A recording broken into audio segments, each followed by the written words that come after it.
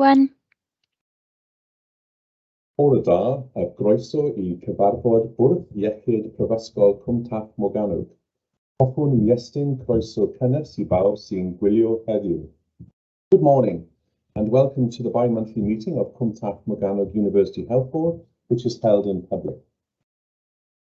We are broadcasting today's meeting of the board live, providing the opportunity for anyone with internet access to observe in real time using a link that was shared by various channels prior to this meeting. I'd like to therefore extend a welcome to all who may be observing the meeting today.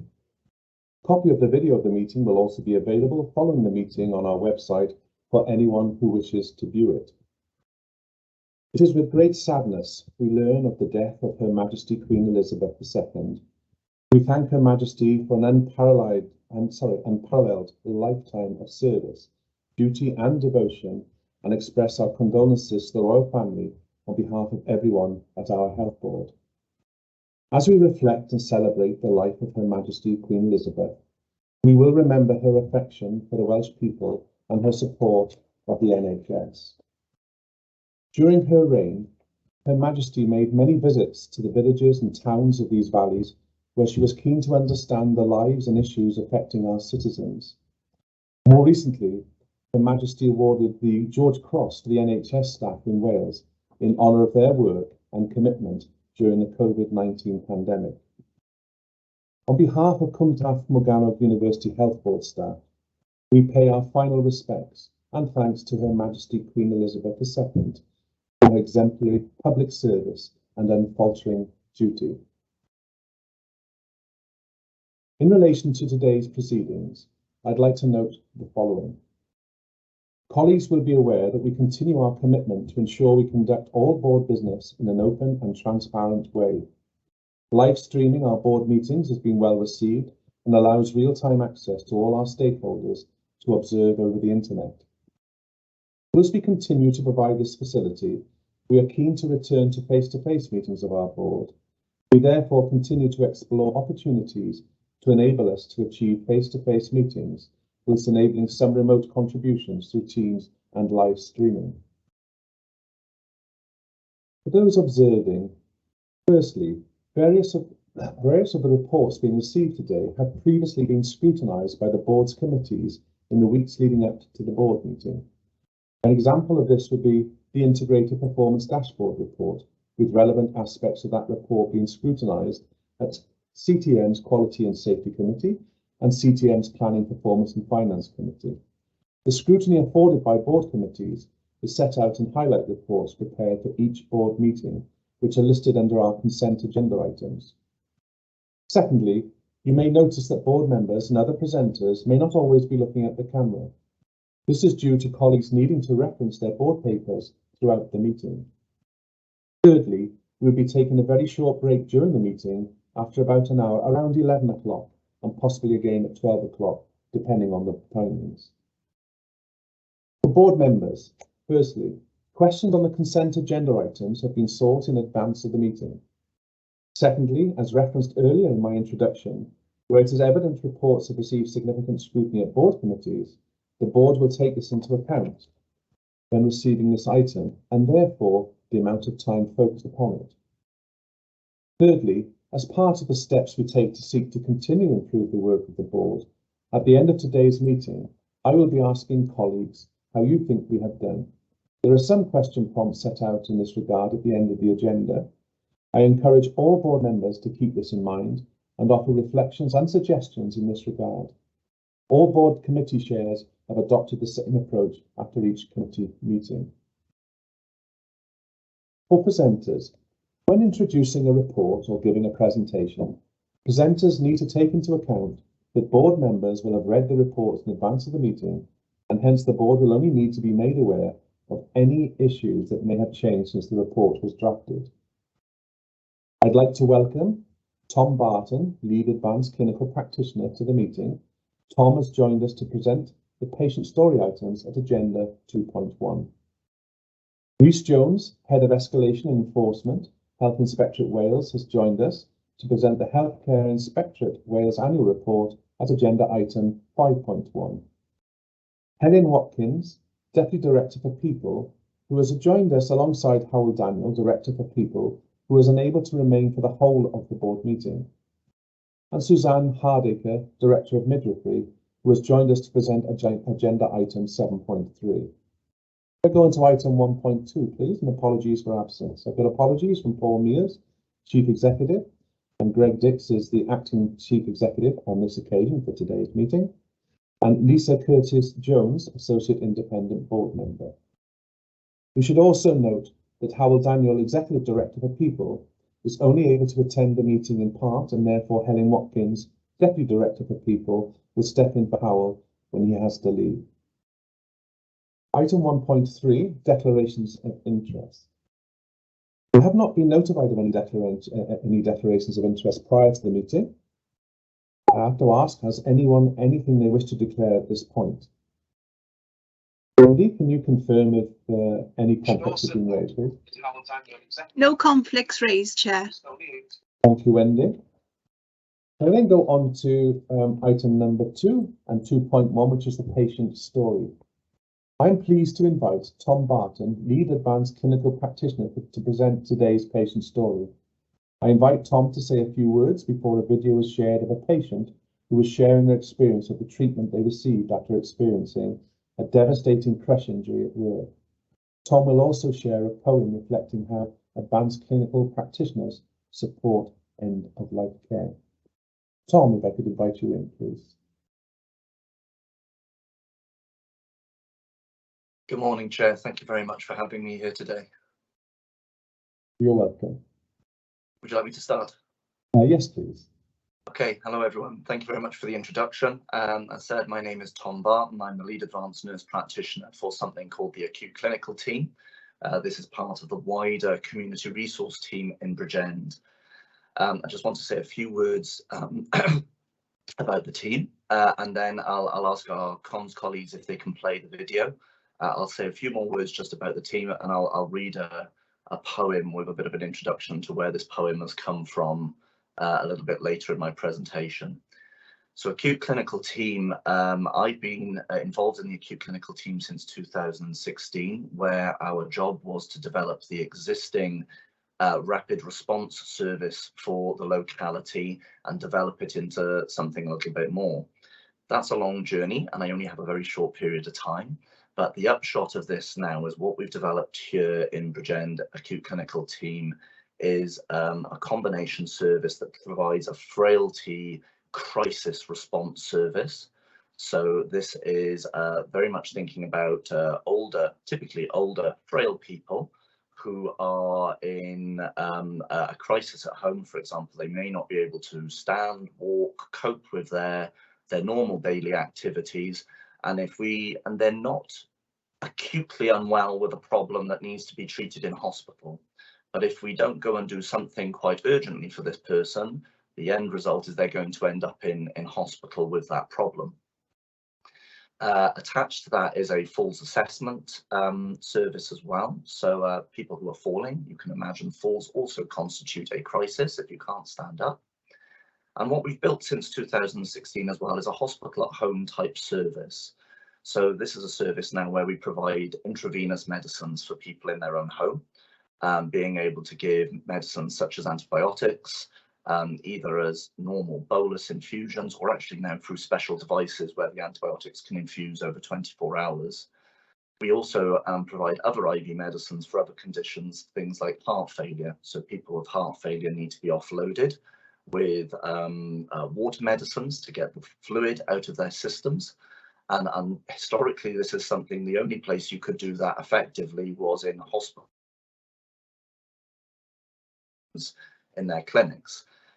We can now give those IV medicines in people's own home. And in fact, we had a patient recently who'd been successfully treated at home where over a period of about 3 weeks, we got about 23 kilograms of fluid out of this poor chap, and he felt a lot better as a result of it. And he did not need to go to hospital as an acute admission for that treatment.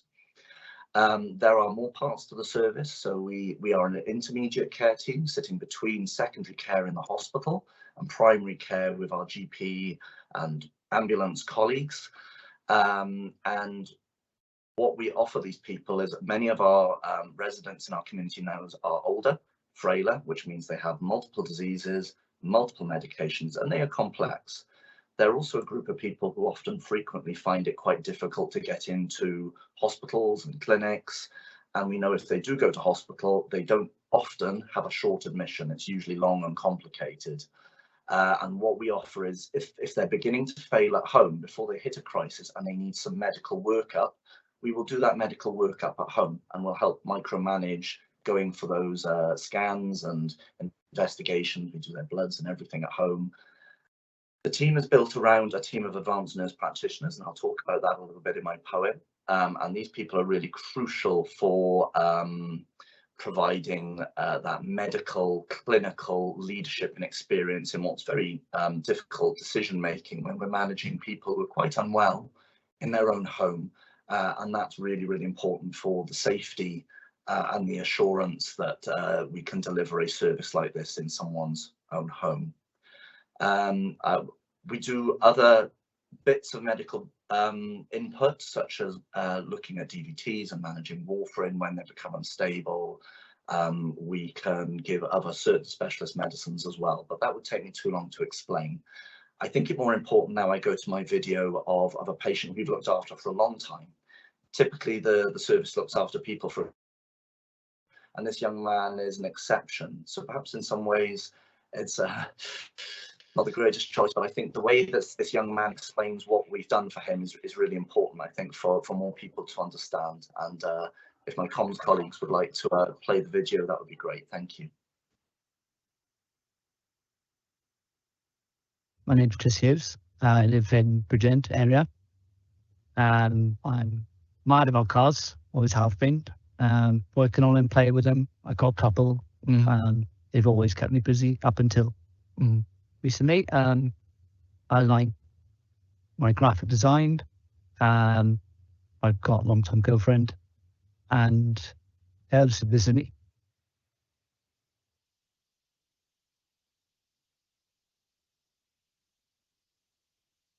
I was a lorry driver, and it was a normal day.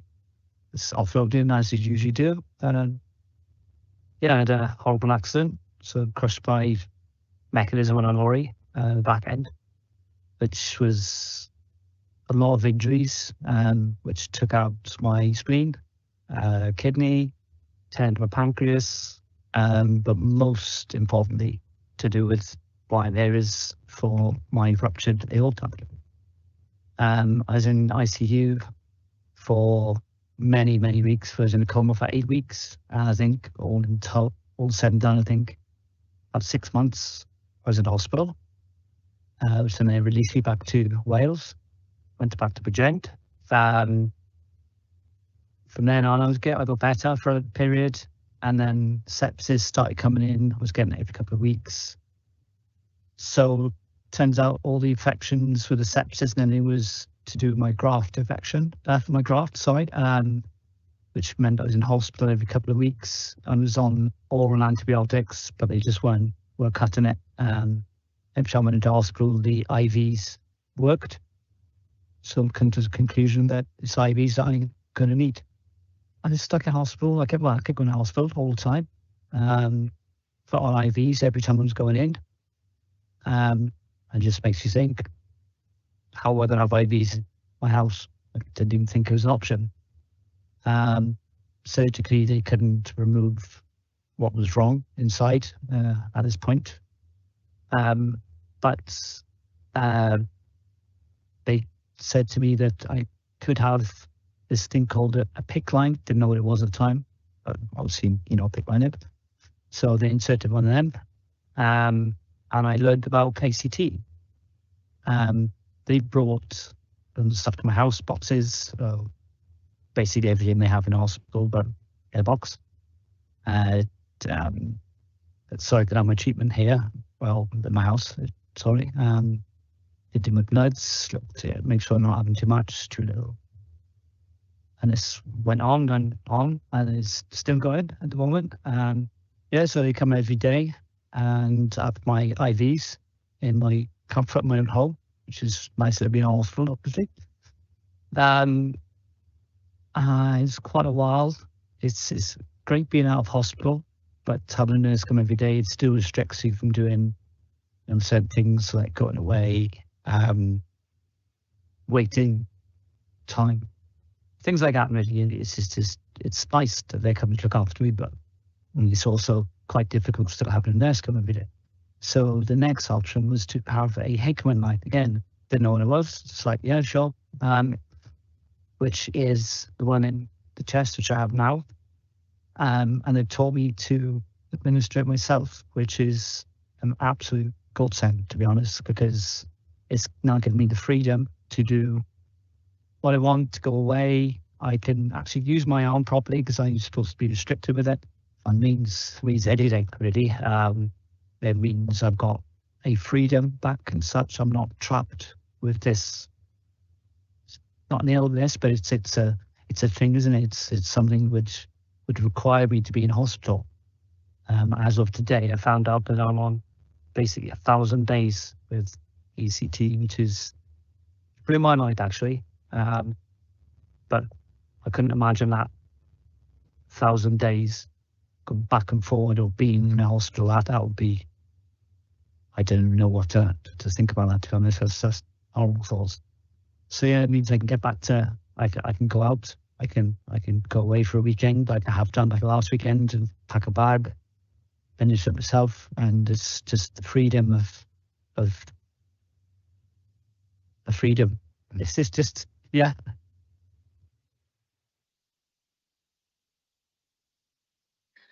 So like I said, Chris is maybe a bit of an exception in as much as he's been with us a very long time. But I mean, I said it himself, you know, if we've actually got to the point now where we've taught him how to do it himself, and that is credit to the level of expertise and experience in the team to have the skills to do that for him.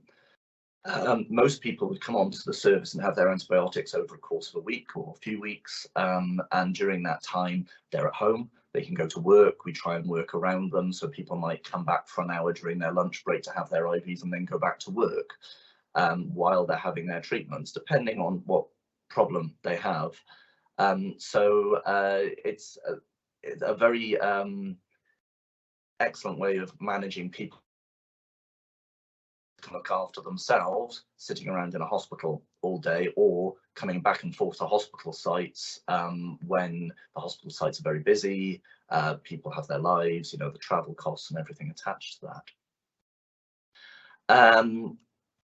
In terms of what we do as a service, we collect annual data. I think if we look at last year's data, we looked after 480 patients.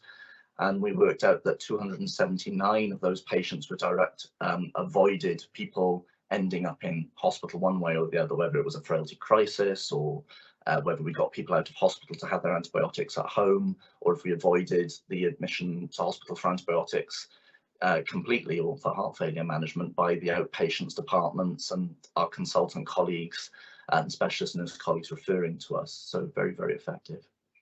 So I'm aware of time. I'm going to read you my poem now. So I wrote this poem in 2020 for the Chief Nursing Officer Awards. They wanted a reflection, and you were only allowed 500 words. And I wrote this as a bit of a reflection on advanced practice, obviously with nurses in mind and the changing face of nursing. But it talks a little bit about another case that ACT dealt with that I'm sure perhaps you can spot the themes of why that case was important for this particular man.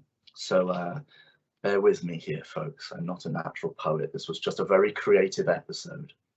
What makes a nurse? I'll tell you a story about what makes me a nurse. You'll have to forgive me, I put it in verse. It is Wales, after all, it is the done thing. Just be glad I decided not to sing. Now, I say I'm a nurse, but people don't agree. They dispute when I say the nurse is me. I'm not sure what they expect to see, but I suspect it's not 6'3" and hairy me. It might be my title, it might be my sex. Maybe I'm just not what they expect. A nurse who can examine and detect. I'm tall and I'm male, so I must be the doc. If you were a nurse, shouldn't you be wearing a frock? They struggle to see that nursing has changed and nursing roles must be rearranged. Don't limit us to a bed well arranged. It's vitally important for us to protect the need for change to get best effect. I'm a lone practitioner with advanced level skill. I don't need a doctor to tell me why you're ill. I'll assess your needs and get them met, but I can also make sure you're clean and not wet. You call me a doctor, despite my protests, but you fail to appreciate I'm far more progressed. But forgive me, I'm sorry. I should be telling a story of a man who I met who was very poorly. His GP had asked that I see him that day because he'd fallen and could not get up and away. He also thought his heart was failing and wanted answers why his legs are flailing. We went and we saw him, we kept him home. I checked that he had not broken a bone. We offloaded some fluid and treated infection. We managed that pesky lack of heart ejection. But something was still not quite right, despite the support of his family so tight. The delirium did not settle or wane, so I came back to see him once again. On closer inspection, I spied with my eye a clue of something in his right eye, and his legs, how they moved, a subtle little thing, a finding, though, that made alarm bells ring. We got him a scan, and sadly we found the giant tumour hiding under his crown. I went back to see him, to give him the news, his family upset, but him just bemused. He met his mortality with great courage and thought. He'd lived a long life and wanted for naught, except to live out his days with his wife by his side, to be pain-free and comfy, at home warm inside. I wrote up his plan, a DNAR there was too. We made sure it was kept safe and in full view. So when his time did come and he started to fail, knowing that no treatment at all could avail, that plan would give the professionals courage to support, be kind, treat pain and don't encourage. A journey to hospital away from his home, the love of his life, daughters and soul. So this was my little story of what we can do. We do much more than cleaning poo. A nurse is so much more than tasks and titles, a certain appearance or checking the vitals. Nurses make a difference. We care for the better. It takes training and knowledge to be a pace setter. Degrees and reflection, it's not for a status. It's how we get better, to do more for our patients. To progress, it's slow and it's hard to achieve. Sometimes people can't see past the romantic TV of Nightingale wards and matrons and hats, when actually there's much more to it than that. A profession so selfless, so limitless in scope, one day they'll realise what nurses really give is hope. So thank you very much for entertaining me here today. I'm sure you can see lots of issues about why it is important to manage people at home, and that particular man I talked about, in his memory, that was a real man, Mr. DD. And when he went to spend the rest of his days in a care home with his wife in the same room, and thanks to the advanced care plan we wrote on about 3 or 4 different occasions when GPs and ambulances were called to say he's ill, can we send him to hospital, that advanced care plan stopped him going in. Yeah, challenges for the future for my team. We're a wonderful little team, but we're small. Some of the limits we have are obviously having the same pressures as every other clinical environment at the moment, that perhaps we can't respond as quick as we would like to sometimes, and we would love to be able to grow the service as we go forward. Thank you very much. Thank you, Tom, and thank you for so many things in what you presented us today. I suppose one, I have to say, one about Chris willing to share his experience, through the video. I think the poem you wrote was quite special, and you said it lovely. And what I would have to say as well is that you've described all about care. You described about how you're wanting to improve the quality of life for people within the community, and certainly from a health board perspective, it's a service model that we are wanting to develop into a sort of more community focused in a lot of the work that we do. So thank you very much for that. I am going to ask for any questions or comments from colleagues on the board. So and can I just check who the person is? Is Jane? Is it you wanted to come in, Jane? Yes, thank you, Chair, and thank you, Tom. I think you've given the board a real insight into the work that your team do, but also the way that you approach it, which is really special. I've had the opportunity to actually come and visit you over in Bridgend and to hear much more about the work that you do. But I think with the video and indeed with the poem, you've really shown how you and your team make a difference every day, supporting people to deal with their health conditions, but actually still to live their lives. And that's an incredibly powerful message. So thank you. Diolch yn fawr iawn. Thank you. Diolch. Thank you, Jim. Are there any further comments or questions for Tom from board members? Gethin? Thanks, Chair. Tom, thank you ever so much for that. Such a such a moving illustration of the fact that we can and in many cases ought to be providing care for patients in their own home, and actually we can probably provide them with a better experience and a better outcome by doing so. And it fits beautifully with the presentation I'm doing later on in the board meeting. I suppose the question for me is the magic wand question. So if there were 2 or 3 things that we as a health board could do to build on the success of your service, what would they be? Oh, 2 and 3 things. I suppose at the moment, so we cover the Bridgend locality, which has a population of roughly 150,000 people. And we have an array of different communities, such as ex-mining communities, where we see high levels of chronic diseases, as well as an area as a whole. We have a much higher area of our older 60 and older 85 population than above the Wales average, and as we know, that's higher than the England and Britain average. So our biggest challenge is our small size. I have 22 full-time equivalent staff, but that includes an admin and some operational staff and everything. It's a very small team trying to do a very, very big ask. We've made a model, and it's a model that works, and we've used excellent examples of this care as based in Port Talbot and as based in an Iron Bevan as 2 particularly good examples of where this has been shown to work well and has been working well for many years. We ultimately, what we need more than anything, and this is the biggest one really, is to grow.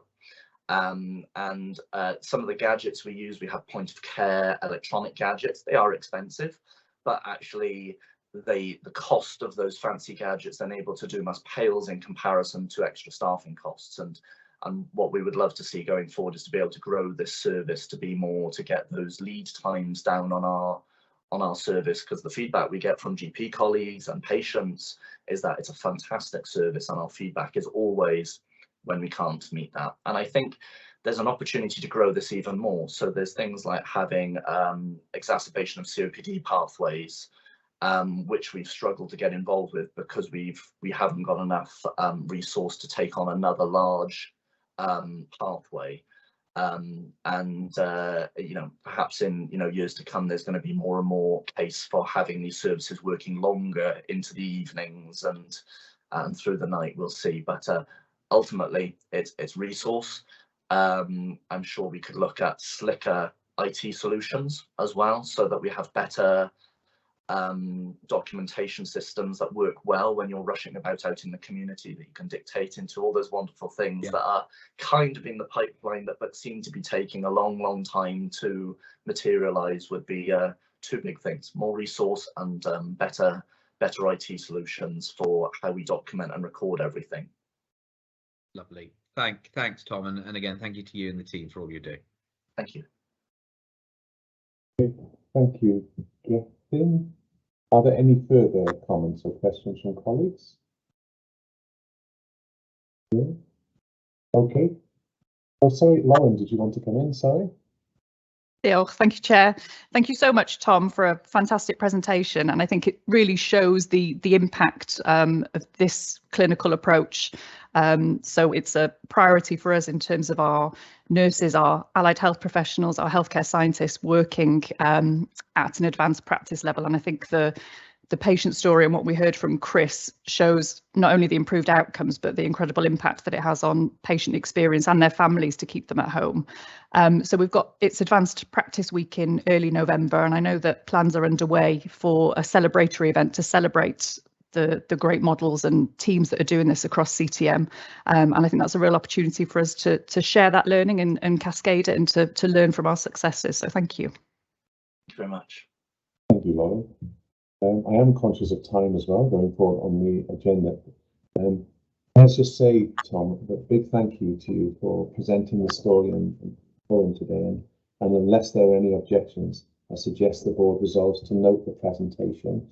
And if should anybody have any further questions or comments, I'm sure that Tom will be available to answer any of that's okay, Tom. So can I just say again for enlightening us on so many things today and in relation to your model of care and the services that you provide, and a big thank you to you and your team. Thank you for this morning. Thank you very much. Cheers. Feel free to contact me on email if anyone wants. Bye. Right. If I could go on to item number 3 then, please. And that's the consent agenda. To ensure we focus on business critical activity and discussions, we continue to use the consent agenda for this meeting. I would like to remind everyone that highlight reports from board committees are routinely included on the consent agenda for formal noting and are placed on the main agenda for discussion only when there are specific areas identified in the report for escalation to the board. I'd also like to remind colleagues that many of the items on both the consent and main agenda have already received significant scrutiny by our board committees prior to being put before the board today. It is important to note, therefore, that the level of discussion and debate at the meeting today is not a representation of the totality of time and consideration undertaken in relation to these issues on behalf of the board under the board scheme of delegation to committees. With reference to the report in relation to the scheme of delegation at agenda 3.1.5, I wish to make board members aware that since this report was published, we have received a request for a small change to be incorporated. This request has come from the Director of Therapies and Health Sciences, who has asked that the Clinical Director for Allied Health Professionals is added to the list of care group directors set out within the scheme of delegation. This addition is appropriate, as is this role has the same function as nurse directors within the care groups. I would therefore propose that board members support that amendment. Given colleagues will have had the opportunity to read all the items placed under the consent agenda in advance of this meeting, are there any issues that anyone wishes to move to the main agenda for discussion? Wendy, can you please confirm if there are any colleagues raising any questions or any objections raised to any items on the consent agenda, please? There are not, Chair. Thank you. I therefore propose that all members present are happy to approve and note all items as requested. We'll then go on to item 4 and any matters arising that are not considered on the action log. Can you confirm if anything's been erased, Wendy? Nothing further raised, Chair. Okay. If I could then go on to item 5 on the integrated governance and assurance, please. Healthcare Inspectorate Wales Annual Report 2021-2022. I invite Rhys Jones, Head of Escalation and Enforcement, to highlight the main items from the presentation, which is for noting. Rhys. Diolch Cadeirydd, bore da. Good morning to everybody. So I'm Rhys Jones. I'm also the Relationship Manager for Cwmtab Organic. So thank you for having me here this morning to present to the board the key messages from HRW's work from the reporting year 2021-22.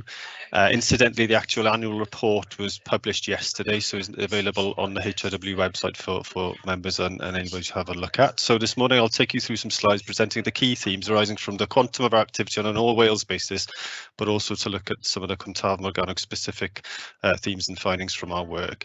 I'm told the next slide has got a video that will play, but we shall see if that will work. So next slide, please. So I'm not sure it works with the audio, so I may actually step in instead and speak alongside it. So as you can see from this slide, this is going to set up what the Sorry, I'm not sure it's playing with the audio. So this slide sets out what I'm going to cover this morning, so give you a bit of a sense for the agenda and what I'm going to take you through. So next slide, please. Yes. If I can interject, sorry, is that there is obviously some conversation going behind. So I wonder whether it's worth just muting if it might not be coming out on full volume, if it could be muted, and then for you to present the slides as you suggested. Okay, is that better? Yeah, that's great. Thank you. Lovely. So this slide, I'm hoping most of you are aware of who we are and what we do, but this gives you a bit of a summary of what we are and what we do. And our key function, to reiterate, is to look at quality and safety and effectiveness of services being provided to people and communities. And our overall aim is to provide assurance, promote improvement, and also influence policy and standards where we can. Next slide, please. So 2021-22 was very much as with for the Health Board, a year of significant change and challenge for HW as well. So we continued with our new ways of working, allow us to carrying out our primary purpose. We made adaptations as much as possible, so not to add significant burden to a healthcare system that was already under significant pressure. But our range of activities allowed us to identify across Wales where we felt standards were not being met and improvements are required. Next slide, please.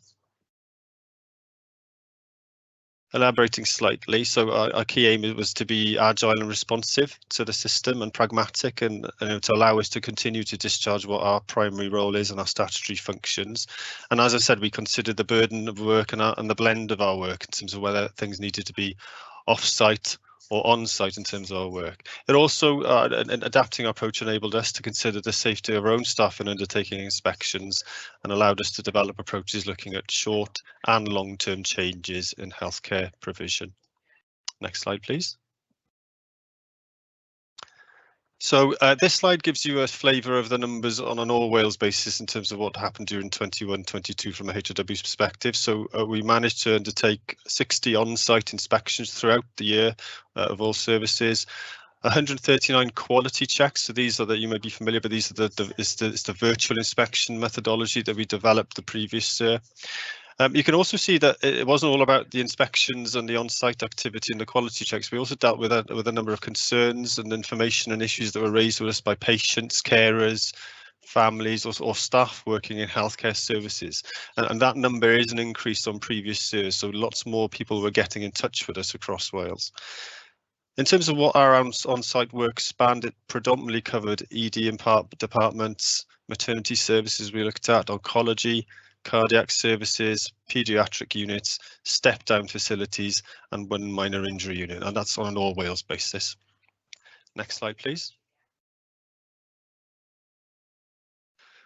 So again, to reiterate, the pandemic continued to impact on the way that we worked, and particularly in light of the Omicron variant, we ceased all routine on-site work between December and January, only resuming regular on-site work when Wales moved to alert level 0.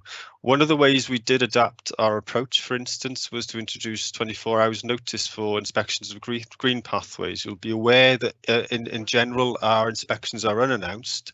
However, again, we felt this wasn't a pragmatic approach in regards to the situation that we were all facing at that point in time, and enable us to continue to discharge our role. Next slide, please. So in terms of what that breadth of activity told us around the themes across Wales, in regards to secondary care, clearly we noted there's significant and sustained pressure on emergency care. Due to the volume of patients predominantly it was felt, which impacted upon the ability to deliver quality care.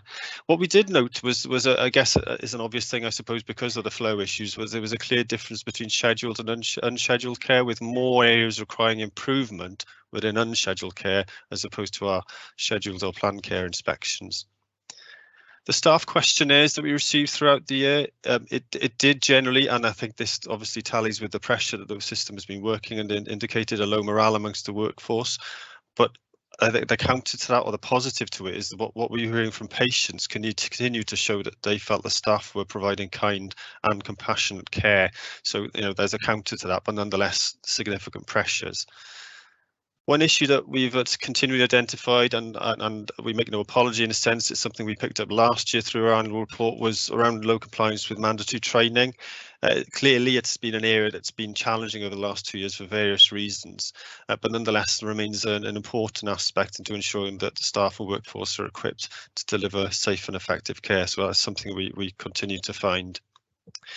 And we still seem identify issues around medicines management. That's a very broad level label there, but issues therein in terms of matters arising from secondary care inspections in various guises. That seems to be a theme that we're continuing to identify. Next slide, please. In regards to primary care, so our checks of GP practices across Wales, again, evidence of good practice, sharing ideas, changes implemented in response to the challenges of COVID-19. Some areas where improvements are required to do with cleaning policies and cleaning schedules, and a need to make sure that policies and risk assessments are up to date. Not on the slide, but we did also note, I think, from the number of concerns that have arisen in the last year, we are seeing a trend and a theme, and I think this is well known, but in terms of access to primary care, clearly services are trying to do their best to recover from the pandemic, but what we're hearing from patients is they are not always getting appointments when they need them, finding it difficult to get access to practices by phone, and hearing around an element of digital exclusion that continues, with some people unable to access services in an equal way. Next slide, please. In terms of our dental practice inspections, you can see that in terms of positive findings, that services are accommodating patients with additional needs. Effective COVID-19 procedures in general have been in place. Mandatory training has come up as an area for improvement, as well as, against tallies with the general practice issues around risk assessments and infection prevention and control policies.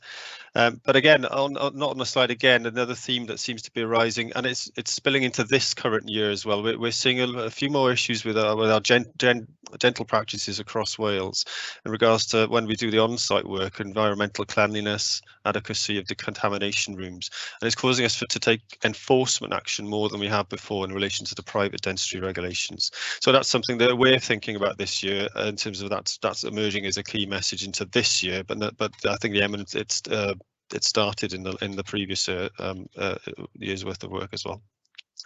Next slide, please. So specifically in relation to Cwm Taf Morgannwg, these are, again, our work in the health board was a blended mixture of on-site and off-site work. And in considering where we went and what we needed to do, informing that, we considered the themes and issues that were shared with us by patients, relatives, carers and whistleblowers, and also the data that we're privy to. And we've seen evidence over the year of the health board clearly working hard to recover services through the pandemic, and noted the change and progress that's been made by the health board to sustain improvements as well. Next slide, please. So in terms of what the breakdown is in terms of Cwm Taf Morgannwg and where we went, this slide illustrates where we went and how often we went there. So it gives you a bit of a breakdown of the inspection and how the year was composed in Cwm Taf Morgannwg. Next slide, please. And so in terms of the overall key themes from Cwm Taf Morgannwg, there's more in the actual report that you now have access to. But I think, these will summarise the good things and the areas that we think might be in areas that the health board needs to continue to focus on. So incidentally, we touch upon the joint review follow-up that we did with Audit Wales on the governance work, that was actually published in this inspection year, believe it or not. But clearly we are planning to come back in at a point in time in the near future. But I think that significant issues that arose during the year from our inspection work were around Prince Charles Hospital and the emergency department, and we have elaborated on this within the overall annual report and actually drawn it out as a vignette, as a case study, because it was clear from our perspective that the initial September 21 inspection was a sense a bit of a watershed moment in terms of the issues that we found, albeit under notwithstanding the health board already had Prince Charles ED on the radar. I think what was positive was the response that we saw from the health board as a consequence of that inspection, and to the extent that when we went back in then in January 2022, we noted some real improvement and relative improvement compared to the previous inspection, and more significantly evidenced that the actions that were being implemented, we felt confidence that these were sustainable into the medium and long term. So that was almost turning a negative into a positive from our perspective, and as I said, we've elaborated upon that in the actual report itself. We also undertook a maternity inspection at the Princess of Wales Hospital, and again, it was a positive inspection overall. And again, I think it goes alongside the hard work that's gone in from the Health Board on the improvement journey in relation to its maternity services. So in terms of areas for improvement, I think again, I am talking a bit more about PCH, but I think it's clear that whilst the January inspection was positive, not everything was fixed either, and I think there was a sense that you're on the right path, but significantly that there's a continual process to make sure that actions are embedded and sustained effectively, and that staff are continued to be engaged with to ensure that they are taken on the improvement journey with the Health Board. So I think that probably would be my reflection on what remains to be an outstanding challenge for the Health Board in response to that inspection. And again, not on the slide, but looking at our concerns data, Prince Charles Hospital has been a service or a setting where we receive a large number of complaints, possibly stirred by the fact there's been activity bias and the consequent inspections. But nonetheless, I think, and we've had conversations with the Health Board ourselves and positive engagement, there's a continuing process there to make sure that that service is turned around and starts really going down the right direction. Next slide, please. So this slide then encapsulates where in terms of HIW our future priorities. So we've recently published a new strategy, and you can see on the slide the key elements in terms of what we seek to focus on in terms of our strategy for the next 3 years. So we want to focus on the quality of healthcare provided to people and communities as they access, use and move between services. We'll continue to adapt our approach to ensure that we're responsive to either emerging risks or new models of patient care. We'll seek to work collaboratively with others as well, because I think that in an element to an extent increases our impact, but equally maybe considers burden on services if we work with others. And we'll continue to support and develop our own workforce to enable them to deliver against our priorities. Next slide, please. So that's the end of the presentation. So diolch yn fawr am wrando. Thank you very much for listening. I'm happy to take any questions, Chair, if there are any. Thank you, Rhys. Are there any questions or comments for Rhys, please? None listed in the chat bar so far, Chair. Okay, thank you. Rhys, can I just thank you for giving us a good overview of, well, the national position and the work we've been doing, and similarly for what we, how things are progressing with the within the Health Board. And we note your some of the comments that you've raised or shared with us at the end. But more importantly, certainly from my perspective and the board's perspective, is that it seems that it appears from what's been presented to us that we are progressing in the right direction to move things forward as a Health Board. So thank you again, Rhys. Can I just confirm with Wendy? Can you please confirm if there are any remaining questions or any objections? Please raised, please. None, Chair. Okay, thank you. If I could then go on to item 5.2, please, and that's the Chief Executive's report. Can I invite Greg Dix, who is representing Paul today, to highlight the main items from the report, which is for noting. Greg. Thank you very much, Chair. If I could just pick up the IHI Improvement Cymru section, and for new board members, the IHI, otherwise known as the Institute of Healthcare Improvement, is a not-for-profit organisation in the US, probably been in being for about 30-40 years now, and support health systems across the world from an improvement science perspective. And we'll be working with Improvement Cymru over the next couple of years, supporting safe care partnerships across Wales. So we had our visit last month as a series of visits across all health boards and trusts in Wales. It was a really good opportunity actually for our teams to showcase some of the great work that they're undertaking across multiple specialties, but equally to have that really honest conversation in relation to what's not working quite so well, and how can the safe care partnerships support both our individual organisation, and then the offer for us to support other organisations across Wales. So it was a really encouraging session, and you'll see some narrative within the CEO report in relation to the immediate feedback. Our report is due imminently. We've not had it as yet, and I know Paul is really keen to invite Improvement Cymru to a future board development session to update the board on what the National Safe Care Partnership Programme is all about. But equally, the support and the offer that the partnership can provide us in relation to some of the thorny issues that we're grappling with. The other sections, Chair, of the report will largely be picked up via the exec reports, but you will note a recurrent theme of, I guess, the sustained pressures across multiple specialties across our health board, and which will be a current theme across most of our presentations for the rest of the day. There's a few other bits and bobs within the report that board members can clearly have a look at, and I'm very happy to take any questions. So I'll stop there. Thanks, Chair. Thank you, Greg. Are there any questions or comments for Greg, please? No requests received, Chair. Thank you.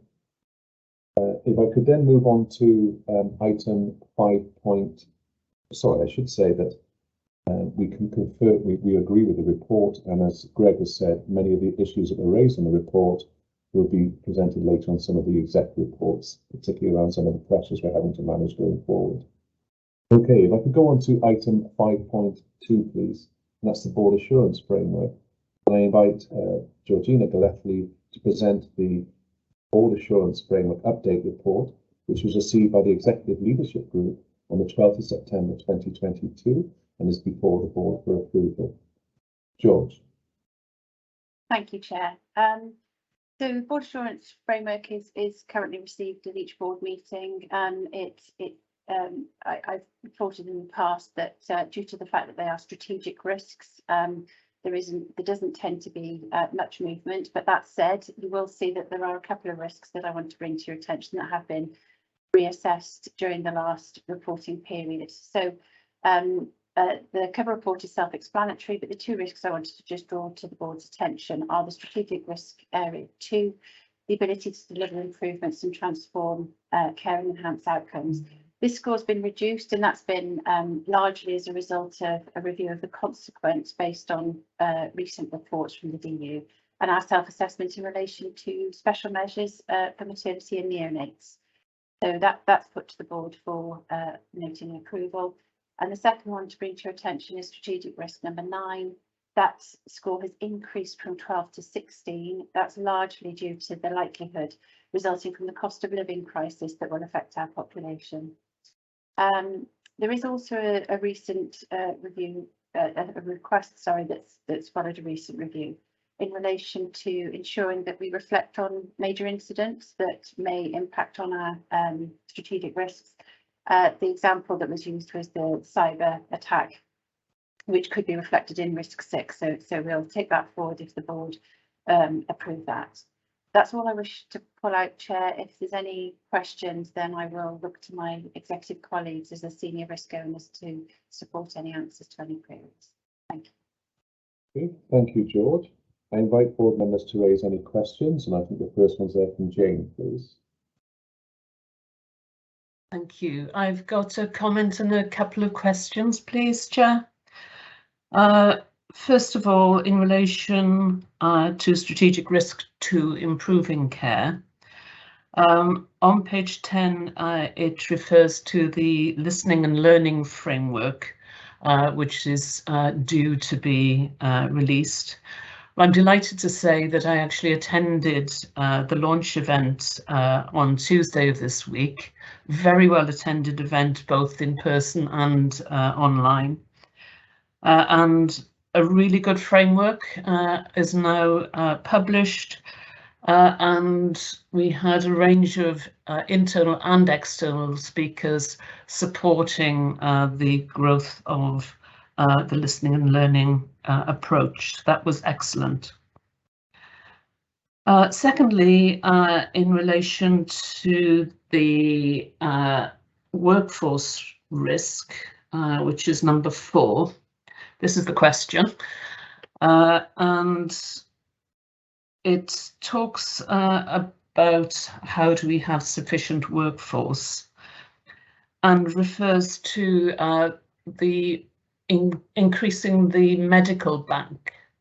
Doesn't actually make any reference to the nursing bank, which does seem to be a bit of an omission, given that within our financial plans, we focus on the need to grow bank as opposed to using expensive agency workers. So I think that we probably need to look and see whether nursing bank needs to be included as one of the matters there. And my final point is around strategic risk 6, which is the digital risk. And this is something that we discussed at the Digital and Data Committee yesterday. And there's a lot in that strategic risk. But the one I'm focusing on is Open Eyes, which is the digital project around glaucoma and optometrists in the community. In this risk, it says that that project has been delayed because of funding and capacity constraints. Yet later on, and perhaps we'll come back to this when we get to that item, the Open Eyes programme is part of our solution going forward for addressing our waiting lists. So those are the various things I wanted to flag, Chair, and I don't know, Helen might want to come in on the nursing bank point. Okay, thank you, Jane. I'll invite Helen in on the nursing bank point, please. Yes, thank you. Thank you for raising that. And I think it is an omission because actually we're doing quite a significant amount of work around the nursing bank, both from what we're doing around our internal, how we're enabling our internal staff to join the bank, but also recruitment campaigns externally. I think the bank itself, we're undergoing quite a significant piece of modernisation in looking at our processes and streamlining them to make it easier for people to join it. So recognise that, and we'll make sure that we include it in the future. Thank you. Thank you. Thank you, Helen. If I could invite Stuart in then, please. Thank you, Chair, and thank you, Jane. Yeah, as you said at the Digital and Data Committee yesterday, we talked at length around a number of our capacity constraints around some of the delivery of the digital programme. But you know, in terms of where we are going to be one of the first health boards in Wales to go live for the Open Eyes product for glaucoma. You are right, though, we do need to look at what the wider case is in terms of that capacity to deliver on a grander scale in the future. But I'm really delighted after quite a difficult time actually to get this off the ground. We're in a position to now take that forward for glaucoma. That's excellent news. Thank you, Stuart. Any further responses from yourself, George, in relation to what was raised by Jane? Thank you, Chair. The only, not in relation to what we've discussed, the only thing I wanted to add was obviously the organisational risk register is no longer received at full board, but it is available within the admin control function to review in detail if colleagues wish, and obviously the scrutiny at relevant committees continues. Thank you, Chair. Well, thanks to Georgina for the report. Unless there are any objections, I suggest the board resolves to approve the board assurance framework. Wendy, can you please confirm if there are any remaining questions or any objections raised, please?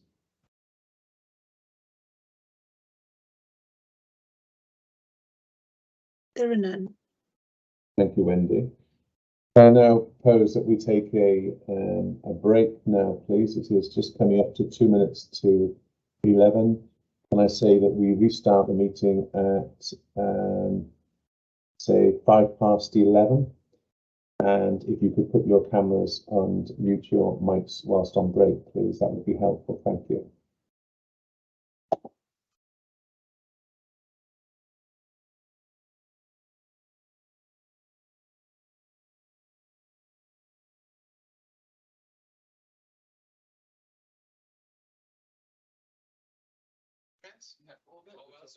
Excellent. Oh, this is basically, yeah, no, I say, basically, like,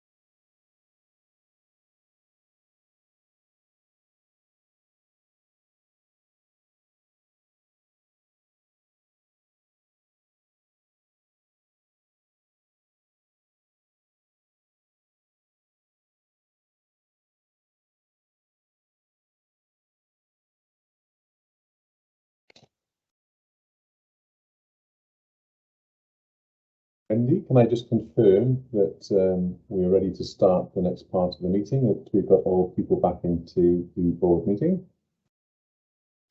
I believe we are, Chair. Okay, thank you, Wendy. Can I now move on to item number 6, please, which is delivering our purpose and strategic direction. I'd like to invite Linda Prosser to present the CTM 2030 Our Health, Our Future report, which is before the board for noting and approving. Linda. Thank you very much, Chair, and hello everybody. You'll see from the cover paper that we are seeking the board's approval for a slightly different approach to the development and production of the strategy. I would like to just take you through the slides, which I know you've seen, because I think there's something about the narrative which helps to explain why we're suggesting the approach that we are, but also to give an opportunity for the board to comment on some of the content. So thank you. So the next slide, please. I don't need to labour this because we've discussed this many times, and we've been doing some public and internal engagement with staff over the last 6 months. And these 4 strategic goals of creating health, improving care, inspiring people and sustaining our future have really got fabulous traction. They cover all the aspects of things that we need to be doing as a health board. And we're getting some great ideas from our staff and from our partners about what this means and how we need to work to deliver these. Next slide, please. So in terms of developing a strategy, we're now having to move from the generics into the specifics, and we're starting to conceive our activities in 3 sections there.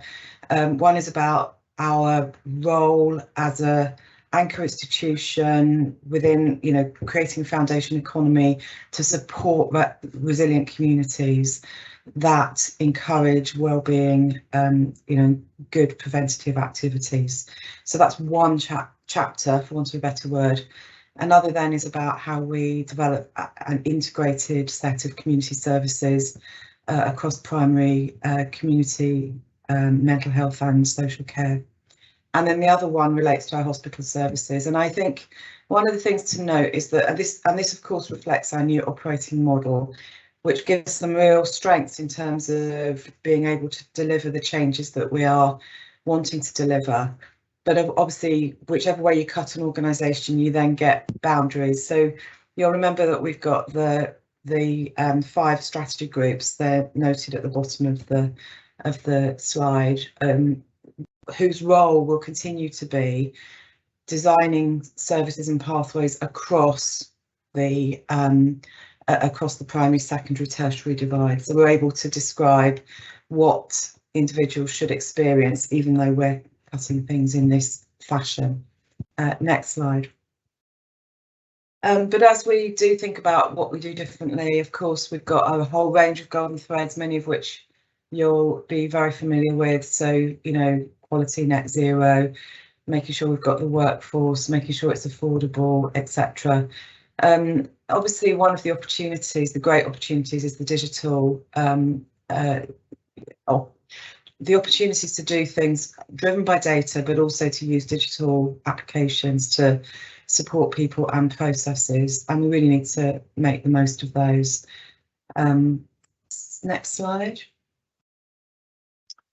So one of the things that a strategy has to do is say, well, what problems is it trying to fix? And I think we probably could say a bit more about this and probably develop a better slide, if I'm honest, that just sets out our very, very high level population health outcome deficits and our quality, financial and workforce challenges. So, but I think to a large extent, whilst we probably do need to do that, this slide encapsulates a lot of that anyway, because this is what people told us when we went to talk to them, what matters to them. So obviously, the whole thing about community connectedness, how we help people manage their own long-term conditions and prepare for ageing. And people are very much saying they want help to do this. They want help to look after themselves. They don't want to have to access services all the time. Same with healthy behaviours. I mean, obviously, when we talk about people then coming into contact with services, we need to get that right. And you know, a lot of what we talk about here is about the work that we're doing to do that. What I would just say there actually is that when we talked to people in communities, when asked if they were supported better nearer to their home, you know, to take care of themselves, better access, you know, the right access to primary care, mental health support, etc. Do they mind if they have to travel then further for a hospital appointment? And people weren't, you know, there was very little concern about that. People's concerns were very much about the, you know, the 99.9% of the time when they're taking care of themselves and their families. The work-life balance, obviously, a lot of this came through from our own staff, and you know, and the issues around stress and the need for support around mental well-being and physical activity. So those are the sort of these are the concerns that we need to be addressing. Okay, next slide. So our approach is encapsulated in these bullet points, but we recognise that this is not a very easy way to present them, but these are important. So we know that we want to prioritise those with the highest need, supporting independence and self-care, again, the sort of stuff that Tom's just described as well.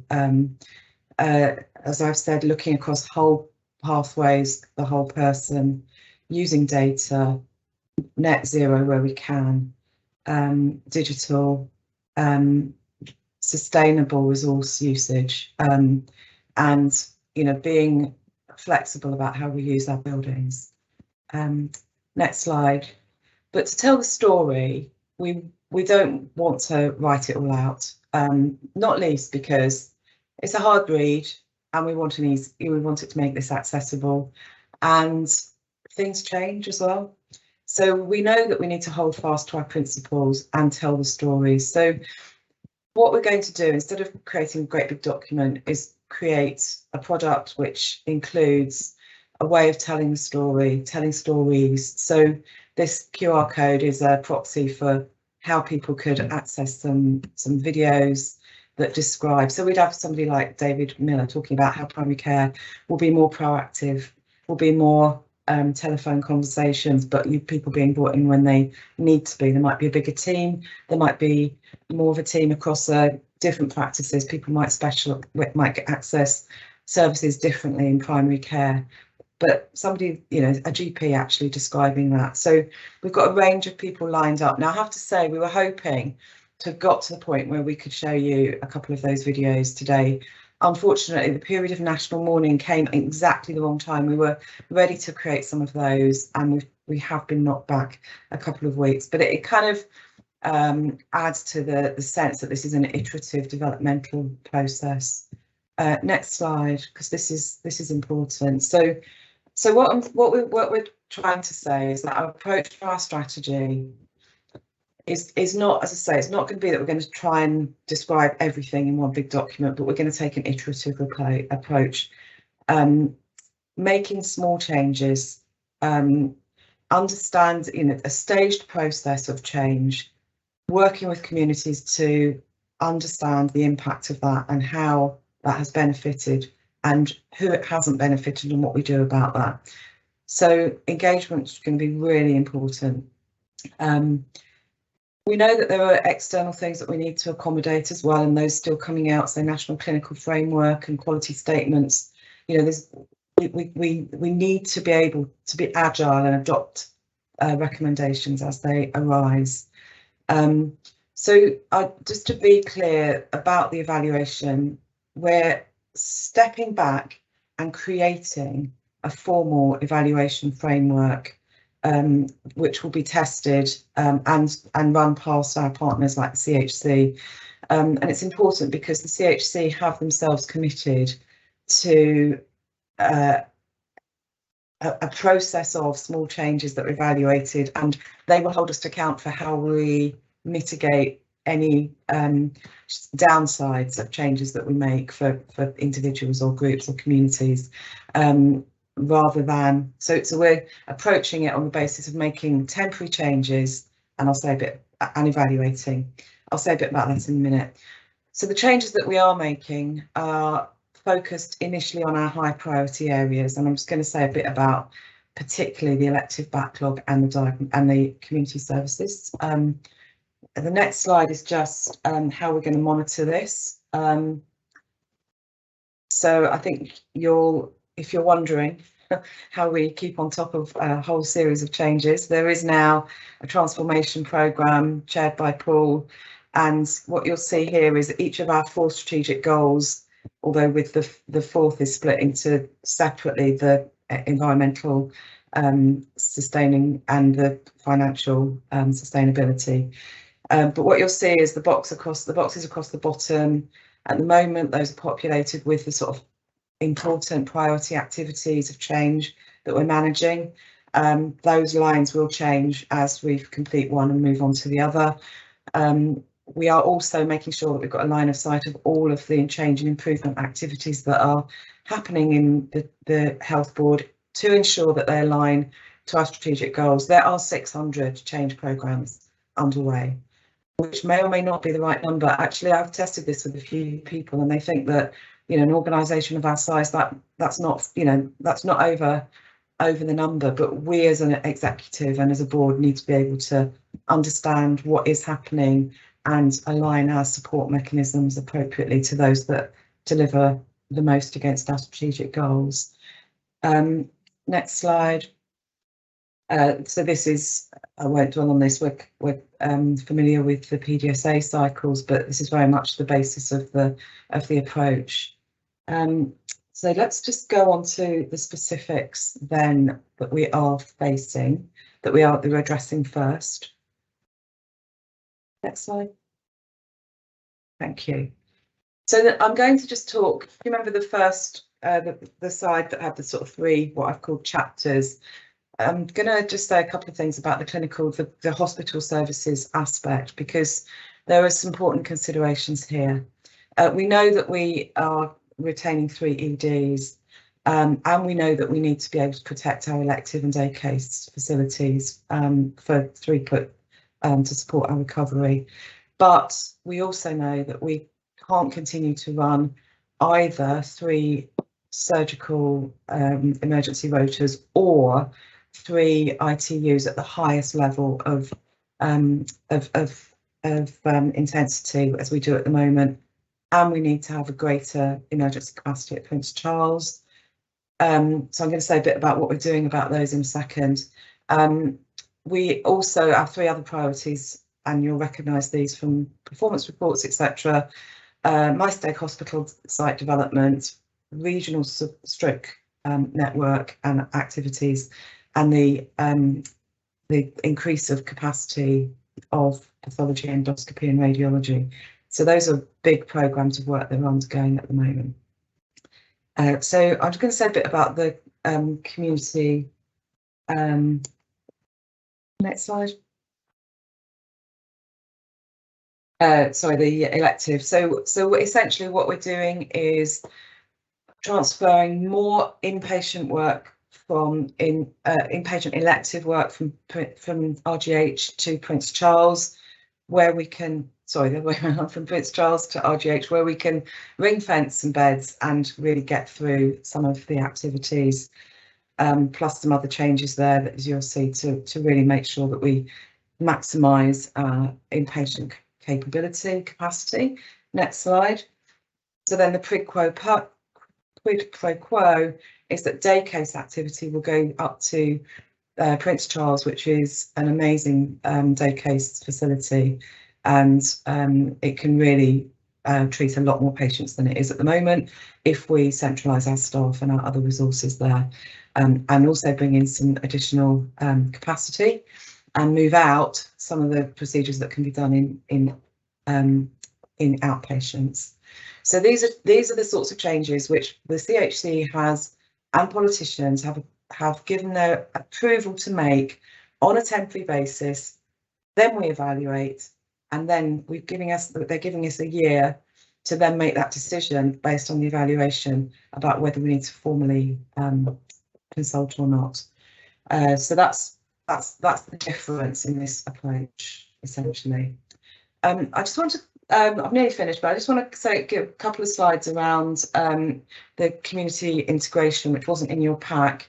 And if you can just go on to the next slide, because we are now working with our local authorities around how social care and community care can better be integrated and wrapped around the primary care work that's happening that I've described earlier. So, you know, you'll recognise these as principles. The next slide. And we will share these, of course, but you know, the idea is that we do create a much more person-centred, responsive, joined up service for those people who need our help the most in their own homes and in our community bedded facilities. And we'll be focusing, so it's the final slide now. Next one. On the, sorry, no, it was the previous, yeah, no, go backwards. Previous, that's it. So we'll be focusing on how our community services best respond around the urgent care, and that very much relates to what Tom was saying earlier. We want to be able to see his sorts of services across the whole patch at the highest possible level, but also how our community services best support population health management and the improvement in population health outcomes. So I just wanted to describe a very key piece of work, because otherwise it looks like we are only focusing on hospital services. So then the last two slides you've had, these are just about the timelines, and I don't think I need to repeat anything, so I won't say any more about that. So I'm happy to take questions. Thank you. Thank you, Linda. I invite board members to raise any questions, and I've got there's one in the chat bar, written question from Ian Wells, our independent member, and he's asked, could you please elaborate a bit more about what is planned at My Stake Hospital? It's something that's often raised in the community, please. So the approach we're taking, we recognise that My Stake Hospital is a really critical part of our estate, and the support for people at the north end of Bridgend, Frailty Valley included. We don't want to be prescriptive about this either. We are designing an engagement process where we will work with members of the community, politicians, other influencers in and around My Stag to develop a set of service proposals that best meet the needs as determined by the data and by people's ideas and wishes, so that we're planning to start that engagement later in the autumn with a view to developing proposals early in the new year. Okay. Thank you, Linda. If I could invite Patsy in, please. Thanks, Linda. Firstly, I want to say how pleased I am to see how the other programmes of work, how the multiple things like the 6 goals, urgent care programme, the stroke programme, everything else that we talk about and hear about regularly is feeding into this, and that's really, really good, really helpful, because I haven't seen that before, if I'm honest. But what I would ask is, how do you know what success looks like? I know you talk about the evaluation programme, but it doesn't actually say what will it look like when we achieve this bit. And I know, you know, you're not going to wait till the end to see if it's successful, but each individual bit, each milestone, what does success look like? What is that criteria? So I think there's partly, Patsy, if I'm honest, that's partly why I feel that we need the kind of what problems we're trying to solve slide more clearly at the beginning, so that we can then determine what shifts we need to demonstrate in order to show that we're having an impact. But my experience from before shows that it is possible to demonstrate, actually, sometimes in quite short order, not only improvements in performance, but improvements in key indicators of population health. And, you know, we measure a lot, we see that in the board report. seriously, we should be able to demonstrate everything, making an improvement, on its, each of those indicators being improved. But I agree that we need to be a bit clearer about what our priority metrics are, and to use those as sort of spotter indicators, if you like, of the improvement. But it would definitely be in the realms of the 4 areas of performance, population health outcomes, workforce indicators, and financial indicators, essentially. Okay, on that, Linda, can I also, I know that Kelechi would like to come in on the same issue as well, so we're going to invite Kelechi in, please. Thank you, Chair.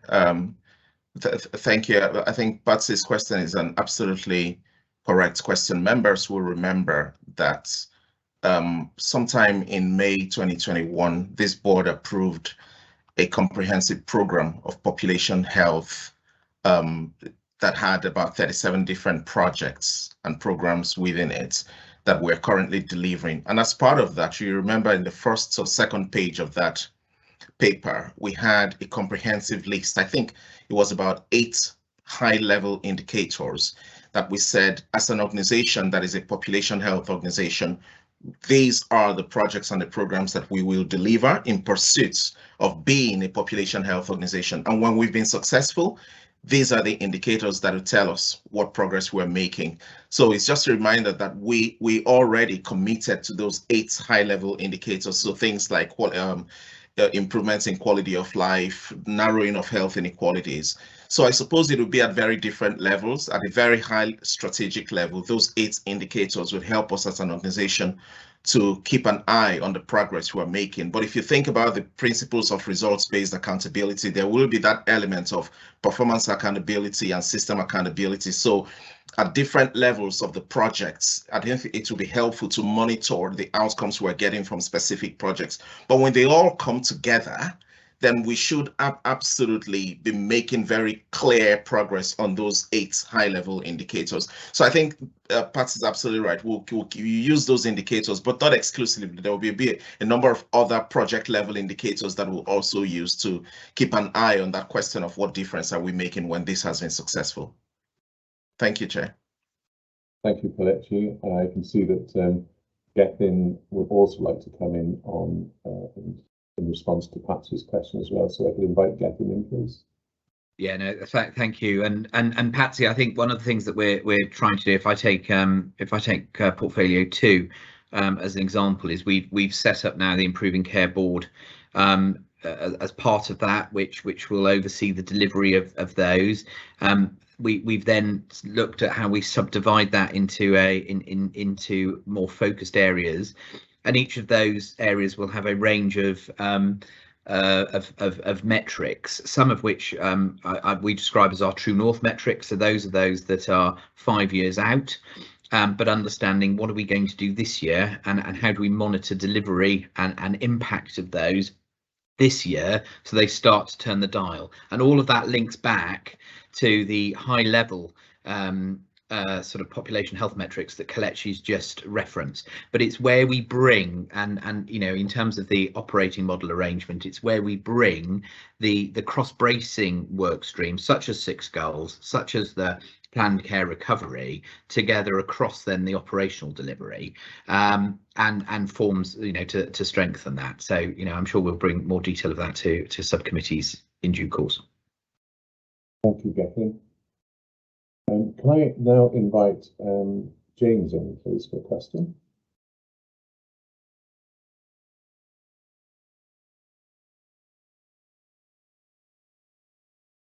James?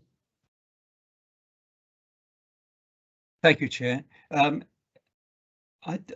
comment and a question, really. I think that this agile iterative approach actually will give us greater flexibility to adjust as circumstances change, and in an uncertain financial environment, it does give us a greater strength, I think, in terms of moving and measuring and adjusting to meet changing circumstances. And I think that's a really strong thing to to point out. I have a question regarding the observation, Linda, where you said that there would be small levels of outsourcing to the independent sector, and I just wonder whether this is any change away from our approach, which is to seek to repatriate outsourced services in-house again when it's appropriate and safe to do so. Does this demonstrate a change from that approach? Or?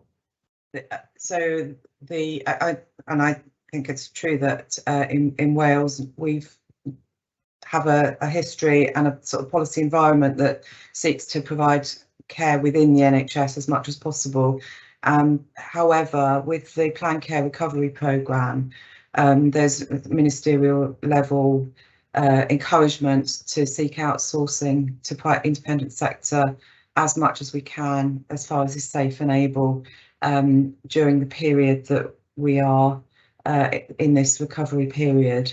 And I think the question of whether that then continues after the recovery period is still an open one at policy level.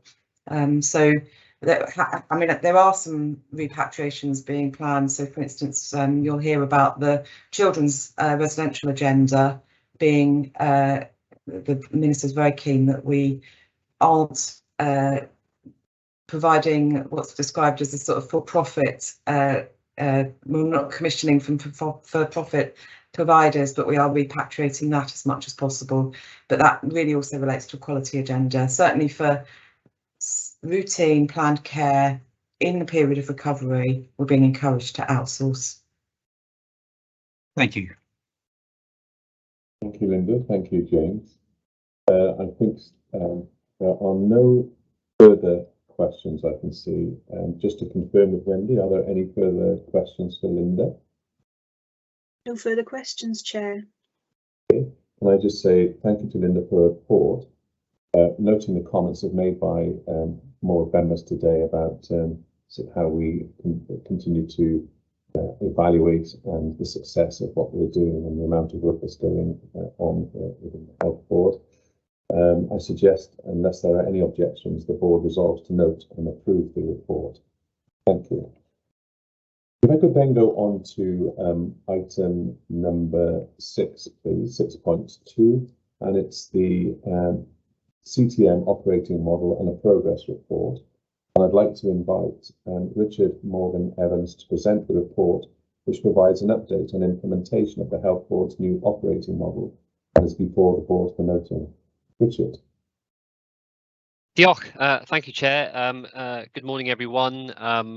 Paper in your packs, just giving another update. And I know I last came here back in July to give an update. And at that point, we were in the process, very much in the OCP at the tail end in terms of the assessment centres. And I suppose just a reminder in your pack around, we moved to a sort of an overarching care group sort of umbrella model within the Health Board as that sort of stage 1, phase 1, if you like, looking at planned care, unscheduled care, children and families, diagnostics, therapies and specialties, mental health and LD, and primary and community care.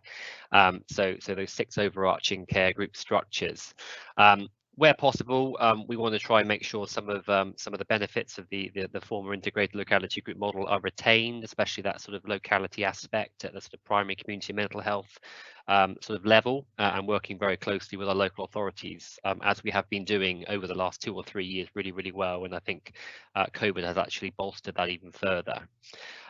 So as planned with the recent OCP timeline, we did conduct assessment centres back in July now, and that process went through relatively smoothly, and we were supported by a number of colleagues, including our trade union colleagues, to make sure it was a good process in terms of stakeholder panels and main interviews. The process did see the appointment of all of our sort of nursing and midwifery directors to cover off the care groups, which was great news, and we also did make some appointments to managerial and medical posts, leadership posts within that structure. But as we very much expected, I suppose, there would always be a number of gaps left. and therefore recruitment is very much underway now. And I know that for the operational service director roles, there's interviews over the next week or so, and I know there's been medical care group medical director interviews and relevant appointments made, which is great. So all of that will be outlined in the near future in terms of the detail and appointments announced. Friday the 26th of August, so just over a month ago now, there was a care group launch session that took place off-site with a number of senior leaders and the executive team as well, which was a great session, and I suppose it allowed people to really talk face-to-face and go through how the future model is going to work, what are some of the strengths coming from the old ILG model, what are some of the bits we need to work on, so things such as structures, performance management were all discussed, as well as obviously really important items such as quality and governance as well, and it was good to get the team together, and Paul, our chief executive, led that session. So that's a bit of a recent part of history. In terms of looking forward from where we are now, it's about looking at sort of the phase 2 of this and looking at sort of the level below, and that's sort of clinical service group layer. And looking at what's the best structures for our services, our directorates, to make sure it aligns to the care group model. So we're going through a sort of bit of a discovery and mapping exercise. So understanding in detail where our services are now, how they're resourced, what the differences are across the patch, across our 3 different localities, being able to map that really clearly, which I think will help us sort of slightly later on down the line. And I know there's been sort of early sort of engagement and conversations around what do we want this sort of future CSG layer to look like, and I know there's been some discussions, and I know there'll be future engagement with CSGs, with many members of staff, but also obviously including our care group leaders to be able to actually define how we want it all to sort of feed up and filter up. So that's very much going to be in train very soon, and as I say, supported by that discovery exercise. So over the coming weeks, there'll be updates on that, and I note that in October we have another sort of executive sort of touch point to actually look at taking stock where we are and what do we need to do, and things like performance management, quality and governance arrangements, etc., are all being updated now, and there's some sort of sub OCPs going through to make sure that supporting functions can best support this operational model going into the future. So we keep engaging. We had a good session with the local partnership forum a couple of weeks ago now, some really good questions from members there, and we'll continue to engage to all forums, clearly including this chair, to make sure that the board and the wider public are aware of how we're going through these changes. Thank you very much. Thanks. Okay, thank you, Richard. I invite board members to raise any questions. I have one from, I've got a question from Ian. It's a written question, is how is the Bridgend disaggregation from the former ABN UHB affecting our new operating model rollout? Thank you, Chair. I think there's a couple of aspects to this. Firstly, clearly, as we're going around doing this discovery exercise, some of the staffing structures may be slightly different, which isn't sort of a surprise in terms of organisations that have been brought together over a number of years. So we're just making sure we map that. I don't think it will hold us back in any way, shape or form.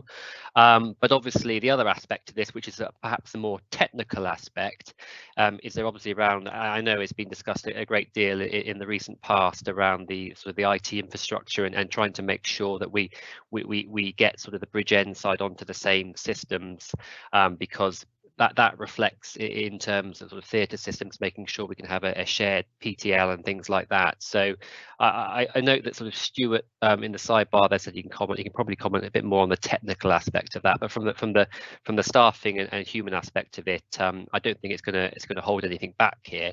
It's just we need to be cognizant that there's going to be some potentially different structures because of organisations joining in 2019. Thank you, Richard. I note though, but both Linda and Stuart would like to make a response to Ian's question. So if I could invite Linda in first, please. So just so you know, I am clicking on my camera icon, but nothing's happening. So I'll just talk. There's a couple of things to say about the Bridgend disaggregation. One is I think that this structure, in fact, in many ways helps with that, because part of the difficulty of disaggregating some of these services was being able to re-provide a service that was previously provided across a broader footprint, including Swansea, to re-provide that just in Bridgend, and that's been one of the constraints. So actually being able to re-provide a service across CTM with, you know, and to bring together the facilities workforce that exists within, you know, the whole of CTM will make some of those disaggregations easier.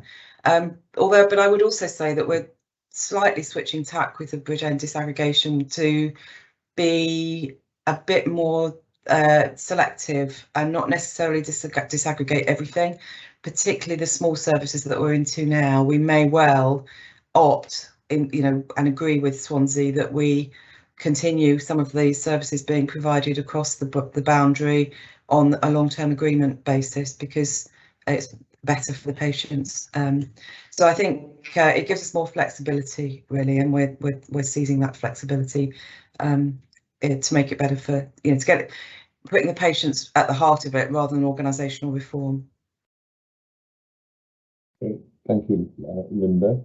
Can I just ask a question? Do we know what services, are we aware what services that we're talking about in respect to that working across between Bridgend and the old boundaries?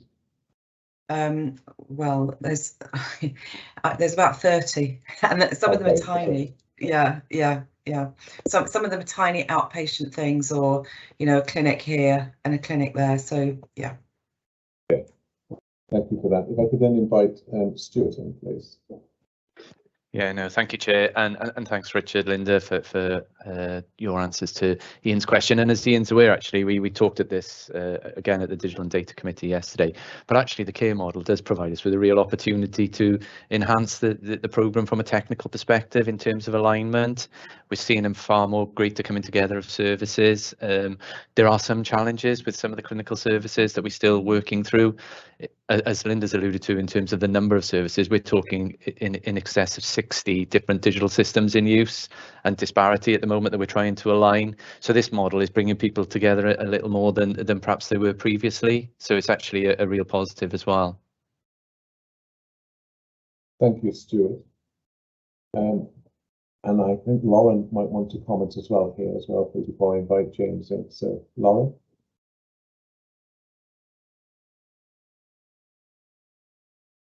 So you're on mute at the moment, Lauren.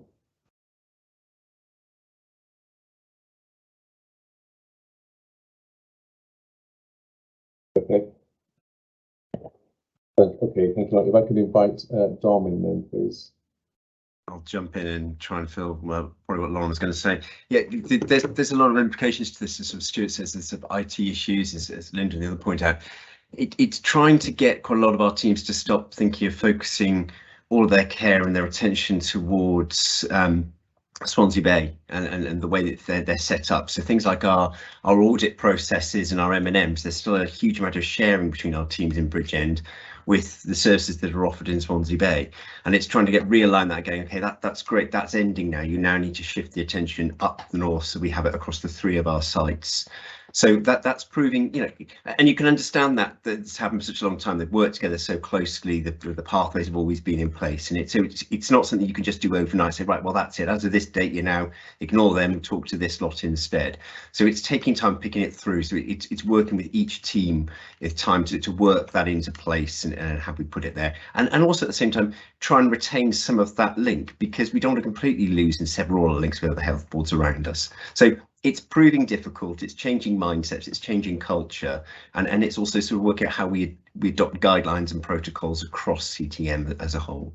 So it's taking its time, and it's probably taking more time than we wanted it to, but we will get there.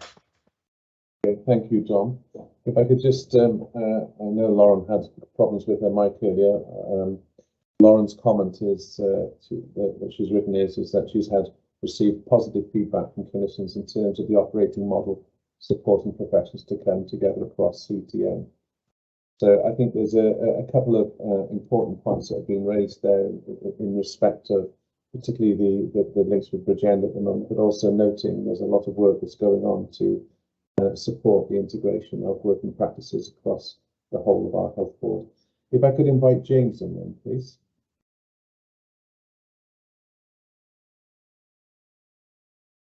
Thank you, Chair.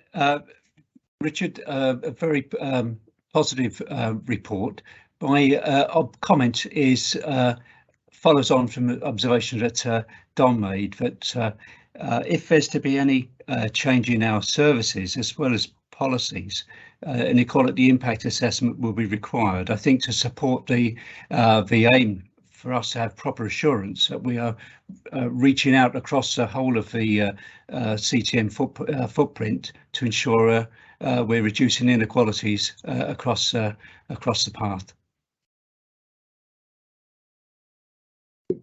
Thank you for that, James, and it's a comment well made, and it's something we need to consider going forward and remember going forward, I should say. Okay, there are no further questions or comments. Can I just say thank you to Richard for presenting the report. I suggest that unless there are any objections, the board resolves to note the update. And if I can just check with you, Wendy, can you confirm if there are any remaining questions or objections raised, please? Chair, I seem to have stopped the comment access at Stuart, so I can't see any more comments after that, so I'll defer to Callie. No? Chair, Okay. Chair, I confirm then. Thank you. Okay, thank you very much, Callie. Thank you, Richard. If I can then move on to item 6.3, please, which is the Integrated Performance Dashboard introduction. This report is before the board for noting and has been discussed at a number of forums, including most recently at the Executive Leadership Group. This report has also been scrutinised by our various board committees prior to it coming before the board. I invite Linda Prosser to introduce the report, bringing in relevant executive leads to provide updates against their respective areas. Linda. Thank you. Part of my role is to just highlight if there's any changes to the format of the presentation of the report, which there aren't this time. So I'm going to. I notice on the agenda that we have workforce quality and finance specifically, where we've got those for people to come in turn. What we haven't got is Gethin to do any overview of the operational performance on the agenda, but that's partly because Gethin is talking later at length around urgent care and planned care. So I think what I will just do, Chair, is just perhaps we'll just see if people want to ask Gethin questions about the operational elements before we then hand on to Greg, Howell and Sally. But noting, as I say, that Gethin's covering those two big areas in detail later. I just can I ask board colleagues then if you would like to respond to Linda's point about any issues or points of note you'd like to raise with Gethin, please. Patsy. Yeah, this is a general comment and a specific question for Gethin. My general comment is the trend information on the quadruple aims that I know is not new this time, but it is reasonably new, is really helpful. I think what would add to it, if it were possible without overcomplicating it, is a line that suggests this is where we're trying to get to, because you look at it and glance and you think always it's going to be better if it goes up, but that's not the case, is it? So you know, obesity going up is not good, breastfeeding going up is good, as examples. So maybe just a faint line in there with arrows showing this is the direction we want it to go in, I think would be very helpful. That's really helpful. I will take that back. Yeah. Thank you. Just for the benefit of anybody who may be listening to this, I always ask specific questions on stroke and on ambulance handover, and particularly on red release. I asked some very detailed questions in quality and safety and got the full responses. So I'm not going to repeat those questions and repeat that conversation here. The one question I would ask, Gethin, is page 27 of 42 around the FUNBI, the follow-ups not booked. the information suggests it's 100% not booked. That would make me believe that no activity is happening, and I'm sure some activity is happening. I know it's outrageously long, and I know that there are plans in place to address those backlogs, but the narrative describes 100%, and I just wonder if you can explain that. Thanks. Yeah, no, thank you, Patsy, and there does seem to be some erroneous data has pulled through there. What we know in terms of our Fund Bs, so we are booking lots and lots of follow-ups, and we've had a significant focus on our Fund B position, which I will pick up in planned care recovery update, but we have. We've gone through that backlog now with significant detail. The backlog has reduced by over 6 years, and we have now targeting the 1,700 patients that have waited longer than 2020 for a planned follow-up. So that is now underway. It's unacceptably long at the moment, but there is that targeted work going on. Sitting alongside that is the work clearly that I updated board on around outpatient transformation, and that again is focused on reducing the number of routine follow-ups for whom it isn't necessarily a value-adding intervention, to patient initiated follow-up, and that is an ongoing focus as well.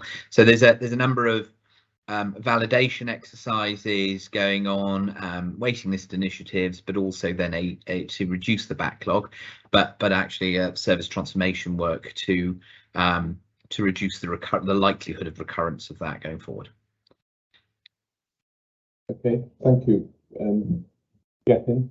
Gethin, I also note that you said would you like to come in on a couple of other issues? I noticed you in your comments. If I may, Chair, Patsy referenced stroke, and I did want to draw out that we had a detailed presentation on stroke services and the performance of stroke services and the associated actions that we are taking both immediately around trying to improve compliance with the SNAP criteria, but secondly, the longer term work that we've got going on with Cardiff and Vale in support of that, and I know we've got a board briefing on stroke in December where we can provide a much greater level of detail to board members on some of those longer term focus aspects.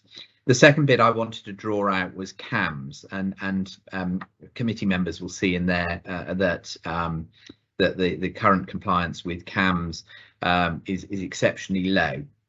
And that is because we've got a significant focus at the moment on clearing the backlog of CAMS referrals, we are in an improving position, but the performance won't improve for several months because the focus of the service has been on clearing down the backlog. I am pleased to say that the backlog at the moment is the lowest it's been for well over 12 months. So the efforts of the team are ensuring that we are getting those longest waiting patients seen. We have secured additional funding from our government for additional waiting list initiatives, which the team is supporting. And that there is a delivery board overseeing that recovery, led now by Julie, who has responsibility for mental health services in the new operating model. But sitting alongside that then is also the transformation work that's going on with that pathway, the single point of access, and all the other changes and recruitment that's underway within the CAM service. So I thought it would be inappropriate not to raise that with board colleagues. Thank you, Gethin. Can I now invite Jane, please? Thank you, Chair, and thank you, Gethin. Just wanted to basically flag the graphs on page 33 about patient discharge and flow. and it's clear from those that we have a more significant issue with this than the All Wales average, which I guess means that our assessment and treatment beds are being considerably occupied by people who are actually ready to leave our acute hospitals. I guess you're going to be covering this in your later presentations, but it's an important point, I think, for people to be aware of. No, thank you, Jane, and yes, I will be picking it up both under the 6 goals work in terms of the actions that we're taking around it, but equally when we discuss ambulance handovers and the impact of those, recognising that flow is the top contributor by a significant margin. But I'll pick up the reference, but thanks for drawing it out. And if I may ask one further question, Chair, I wanted to go to page 35, and this is about adult mental health, and the graph relating to residents who are in receipt of secondary mental health services who have a valid care and treatment plan. The trend there is not going in the right direction. And I don't really see anything in the narrative to say that we are doing anything specific to address that. And it would be good to know either today or in future about what are we doing to try and address that slide. Thank you, Jane. And no, agree. What I don't have an answer for you today on that, but we can bring that back and also pick it up via a PPF committee as well in terms of the deep dive. So I will ask Julie to prepare a briefing for committee members on that. Thank you very much. Thank you, Jane. Thank you, Gethin.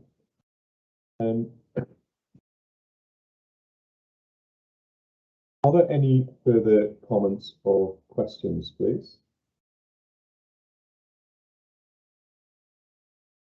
Well, thanks to colleagues for their contributions. In the absence of any objections, I suggest that the board resolves to note this report, or is there further? Alinda, would you like to see you? Yeah, so I just wonder if you are planning to bring in Greg on quality. So 6.3.2, 3 and 4. Sorry, I was going to go on to those. I've just gone on the first part of the dashboard. Sorry, yeah, I can assure you I haven't forgotten those. Thank you. But in relation to the dashboard introduction here, just to say thanks to colleagues for their contributions. In the absence of any objections, I should suggest that the board resolves to note this report. And Wendy, can you please confirm there are any remaining questions on that one, please? No remaining questions, Chair. Okay, thank you. If I can then move on to item 6.3.1, and that's on quality performance. I invite Greg Dix, Dom Herford and Georgina Gillespie to present their respective areas in relation to the update, which is before the board for noting. Colleagues will know that this report has received scrutiny at the recent Quality and Safety Committee and will therefore encourage a focus on key areas for board awareness. So if I could invite Greg, Dom and Georgina, please. Thank you, Chair. I'll kick off and then hand over to Dom and George.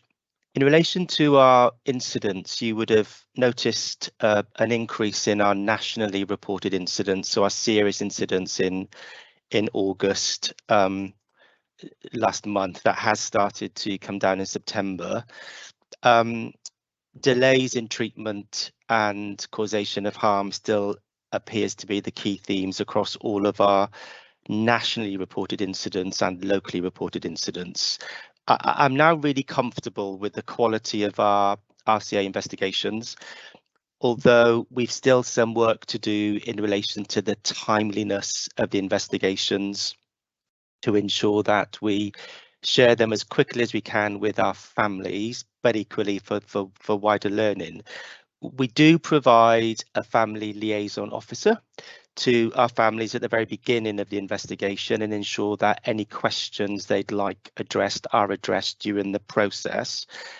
And whilst we've worked really hard on doing the investigation once in relation to the quality, we're barely at 50% in relation to the timeliness of either 60 or 90 days, depending on the complexities. There needs to be a huge focus on the timeliness now we've really ramped up the quality of the investigations. That's a really important point to make.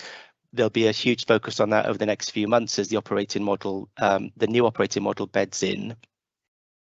I did want to pick up on the point that Jane made around flow, delay transfers of care, and what Gethin is just about to make in terms of some of the urgent care issues. I am and really remain to be concerned around the critically crowding of our ED departments, particularly POW. And regrettably, as I've reported to the board before, we do on occasions have lapses in care standards due to the sheer volume of patients. We're doing our very best to offload to address the wider community urgent care issues. That puts a huge amount of challenge in relation to the capacity we have within our EDs. I'm equally concerned around the experience of care and dignity for some of our patients that are in uncommissioned areas within our ED departments, and I said particularly POW. And of course for our staff, who, we have establishments in order to care for a defined group of patients, and it's not unheard of for our ED departments to have 2, sometimes 3 times the amount of patients there, again to address the wider system urgent needs. All that said, and as you would expect, we do have standard operating procedures, we do have standard frameworks. The ops teams are working so hard in relation to stemming the flow of patients, and of course our nursing and medical teams are very regularly out within the ED unit supporting the staff and the patients. But it is a particular concern and probably something that keeps me awake at night more than anything, and probably one of our greatest risks. Now I know Gethin's going to go into quite a lengthy presentation in a little while in relation to the 6 goals work and the wider urgent care work, and equally I know lots of board members have attended ED departments over the last few months, but it is a particular concern of mine. And I think we really need to do what we can in order to expedite the work from an urgent care system perspective. That's all I wanted to pick up really from my perspective. There's lots of narrative in the report in relation to the work we're doing with falls and pressure ulcers. And I'll now hand over to George to talk through some of the ETR reg outputs, and then equally to Dom from a wider safety metrics perspective, but of course more than happy to engage in a discussion around what we can do as a board to support our patients within our EDs. Thank you very much, Chair. Okay. Thank you for that, Greg. And once all colleagues have presented on this item, then I will invite the questions in, because I'm sure there'll be a couple of questions to ask in relation to what you've just said, Greg. So if I could invite Georgina in, please. Thank you, Chair. Just focusing on page 13 of the quality dashboard report. I just wanted to focus on complaints. You'll see that good news is that the number of formal complaints has gone down. That's because we are triaging a process by which we try and evaluate at a very early stage those types of complaints that we can deal with quite quickly before they turn into a formal complaint, which obviously then takes a lot more time. So we want to deal with concerns when they're raised as quickly as possible so that we can resolve them and feed back to the family, and obviously put any learning in place as quickly as possible. But the number of formal complaints, the response times you'll see is deteriorating. We are constantly looking at ways to address that. In reality, we are very poorly resourced at the moment in the Central Concerns team. We're looking to address that through the operating model changes under the quality governance agenda. That will take time, so we are doing our utmost to prioritise a quick response to complaints, but we are rather challenged at the moment. So we're keeping a very close eye on that, and also implementing new processes to improve the quality of our responses to concerns as well, which is something that we, as you know, have been working on quite significantly over the last few months. That is all I wanted to bring to the board's attention. Happy to pass over to Dom now, and as you say, Chair, happy to take comments at the end. Thank you. If I could invite you in then, Dom, please. Yeah, hello everyone. Apologies, I have some IT issues, so I'm doing this from memory. The main things to bring up here is the pharmacy's prescription and administration errors sort of report that is included in the report that you can see in front of you, which I can't. Numbers have been pretty stable during its, we are talking small numbers here when there is an error. I mean, any error is unacceptable, but because there are such small numbers, it does show a big spike when we do have 1 or 2 events that happen across our 3 sites. There is a program in place, as I sort of assure regularly at these meetings, to actually drive this down. It's a mixture of training, it's a mixture of awareness, and it's responding to data X forms intelligently and working out what the themes, what the trends are, and then we develop a teaching program to develop this specific issue or pattern that comes into place. So that is all. The pharmacy team are very strong on it. We had a pharmacy World Pharmacy Day happened a few weeks back. And this is one of their safer prescribing is definitely a project that they initiated just before COVID and has now sort of come back with teeth and with vengeance that's put at the top of their agenda. So I'm hoping that future reports that we bring in here, the numbers will keep dwindling further. That's the pharmacy. The mortality reports, again, we in our health board include our palliative care data from our on-site palliative care. So I think would be far more useful to bring to you our sort of expected deaths that we have within our normal control rather than actual just numbers themselves. But again, as you can see, our numbers are sort of relatively stable during this time. We're hoping that obviously going into winter that this continues to be a trend, although let's be honest, I think we're all expecting the numbers to go up as they normally do around this time, but the teams are on it and aware, and our learning processes actually are being very lauded across Wales at the moment of learning from mortality. It's a huge part. What are the trends? What are the areas of focus, or do we have areas of concern, and how do we respond to that rapidly? And the process that we put in place, I think I mentioned to you before, has been used as a template across Wales about how we go about approaching this.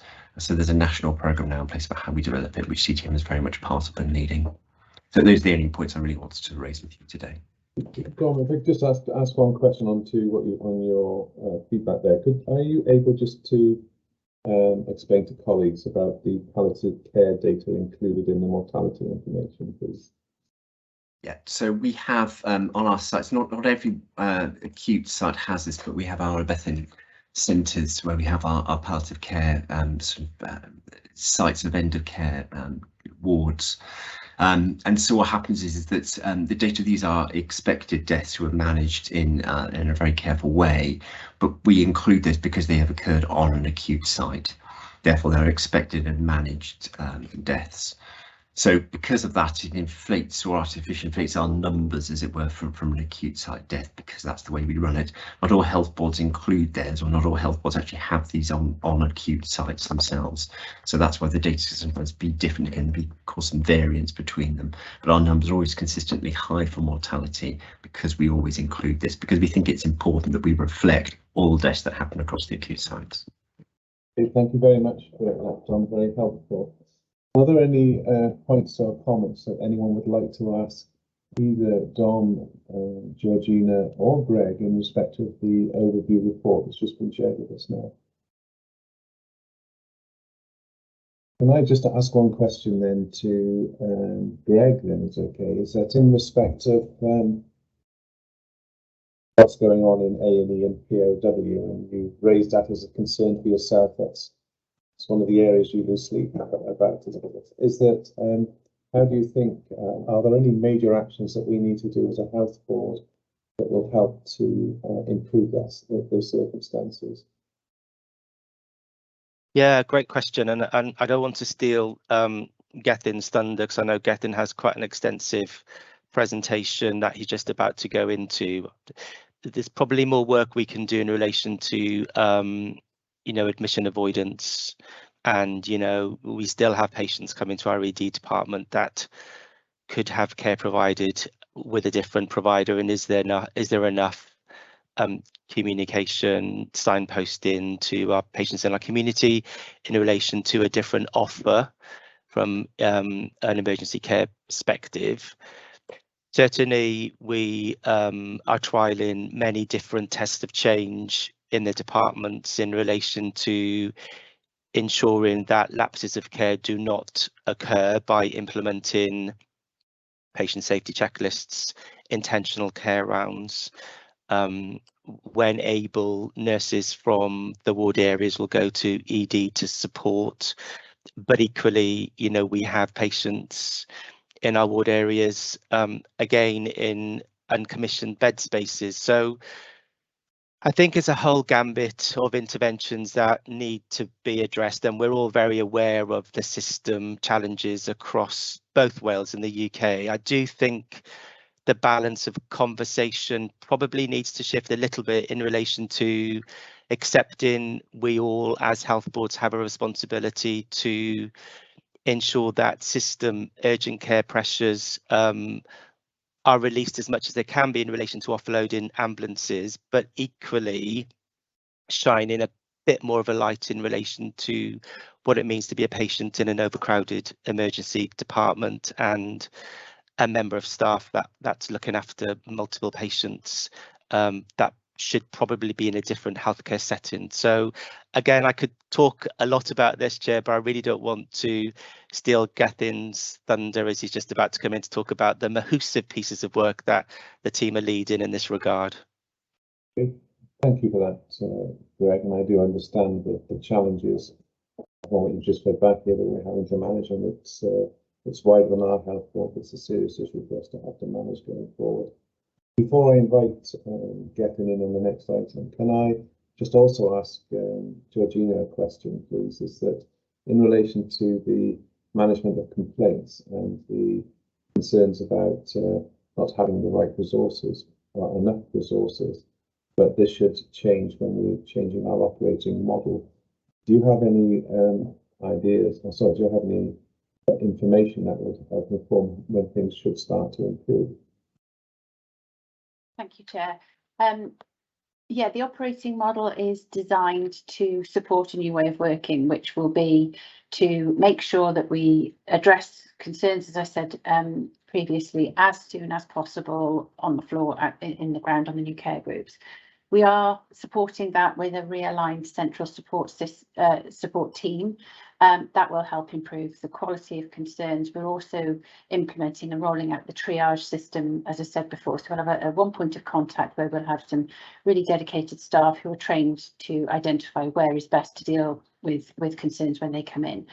That will take time. We are realigning staff that are coming back from the ILGs into a realigned central model. And in the meantime, it would be slightly reckless for us to employ new staff into that role if we know that we can get the resource. So we're expediting as many as we can who can fit into the roles, because the roles are slightly different to what colleagues have been doing.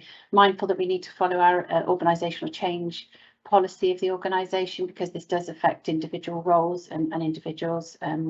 So we are looking to expedite the sort of obvious roles that can naturally come in without too much of a change to the job descriptions. We'll work with colleagues to make sure that we can build that strength centrally as much as we possibly can. And that's a real focus for us, because we do accept that our current response rate is not acceptable.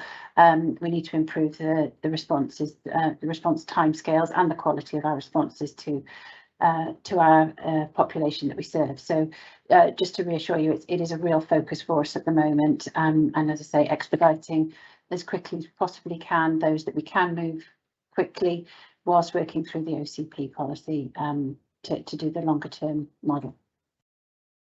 Thank you, Georgina. Can I just say thanks to colleagues for their contributions. I suggest that unless there are any objections, the board resolves to note this report. Wendy, can you please confirm that there are any remaining questions or any objections raised, please? There are none, Chair. Could I then move on to item 6.3.2, which is the operational delivery performance? I invite Gethin Hughes to present the update, which is before the board for noting. Gethin. Thank you, Chair. The slides being put up. There's no slides as yet, Gethin. Oh, apologies. I think they're then the issues that I picked up earlier in the performance report. I got myself confused here. Yeah, Chair, I suggest we move on to the workforce performance section of the dashboard, if that's okay. Okay, thank you, Georgina. Can I then move on to 6.3.3? We'll return to 6.3.2 shortly. This is about workforce performance. Can I invite Helen Watkins on behalf of Howard Daniel to present the update, which is before the board for noting. Helen. Thank you very much, Chair. I think really today I'd just like to draw attention to sickness. I think we've talked during the board about some of the pressures that staff are experiencing and service pressures, and I think we're seeing that reflected in our sickness figures and sickness absence figures, which remain a concern to us. We can see we've got a rolling average, which is still higher than we would expect. And actually, when we look at some of the data around this, we can see that nearly half of our absence is related to both anxiety, stress and depression and infectious diseases, which is capturing our absence relating to COVID. I think given this, it's really important that we're working with our staff, and I think our well-being, just really to share with the board what we're doing around our well-being, because this becomes such an important thing in terms of the pressures, and our range of services to support emotional, physical and financial well-being.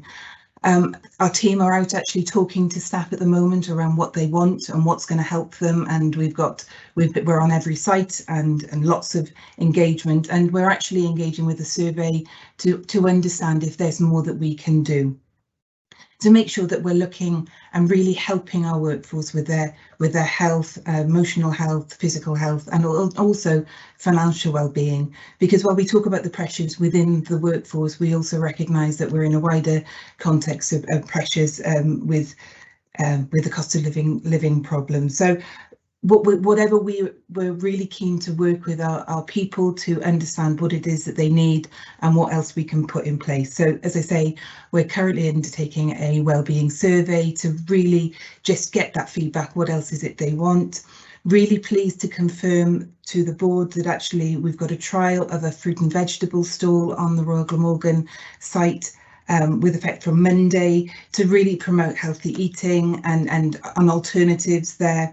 And like I say, just running a number of workshops to help people with stress and sleep and managing low mood, all of which will impact on our anxiety, levels of anxiety in the workforce. Number of other metrics that are shared today. We can see that some of the performance has plateaued, but actually there's a significant amount of work ongoing around our PDR process, which, as the board will be aware, was introduced earlier this year, looking at our different resources through the Learning and Development Department to really support managers to engage. But again, our rates have plateaued, and we need to see that improvement. We know that it's the single most important thing is that a member of staff has a conversation, has that opportunity to have a wellbeing and developmental conversation with their manager. That was all I really wanted to draw attention to, but obviously happy to answer any questions. Thank you. Thank you, Helen. Are there any comments or questions for Helen, please? Okay, thanks to Helen for her contribution. I suggest that unless there are any objections, the board resolves to note this report. Wendy, can you please confirm if there are any remaining questions or any objections raised, please? There are none, Chair. Okay, thank you. I know I said I would go back to 6.3.2 on operation delivery performance, but I will move on to financial performance first and then return back to the operational performance. So on financial performance, agenda item 6.3.4, I invite Sally May to present the update, which is before the board for noting. Sally. Thank you, Chair. I will take the report as read, but there's just a few items that I'd like to draw people's attention to. And clearly at the moment we're operating both in a challenging NHS environment, but also in the wider economy, a very, very challenging and fast moving world.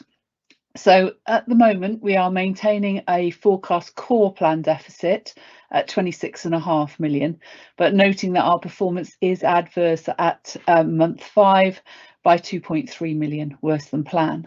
We're assuming that 6 million is released from our annual leave provision, which recognises that people are taking annual leave through the year and that we expect things to revert back to normal towards the year end, by which I mean there's only around 5 days that can be carried forward. That's yet to be confirmed, but that's our planning assumption as we look at our financial performance.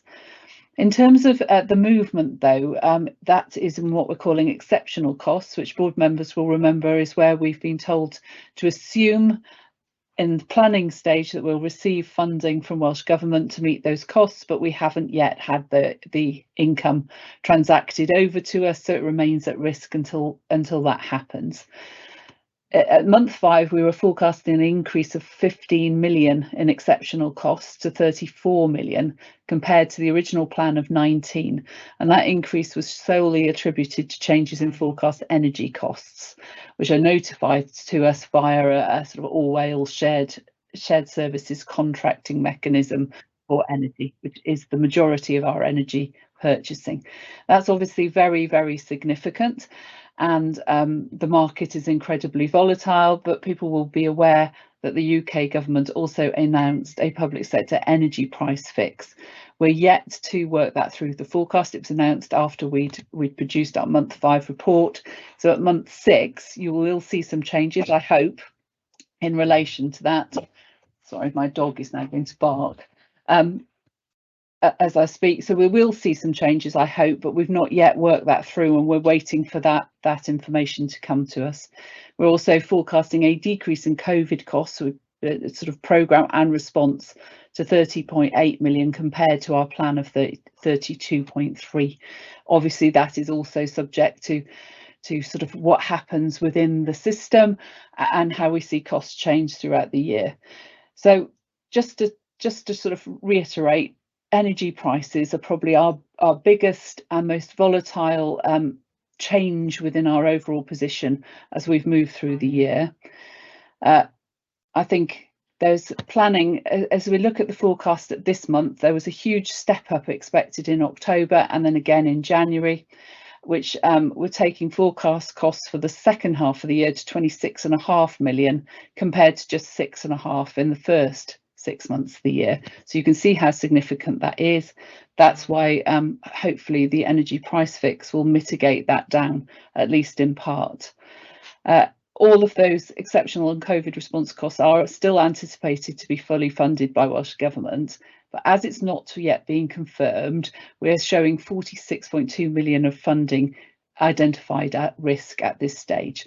That's not to say we don't expect it to be funded, but that's how we're being asked to show it until such time as we have the allocation made to us.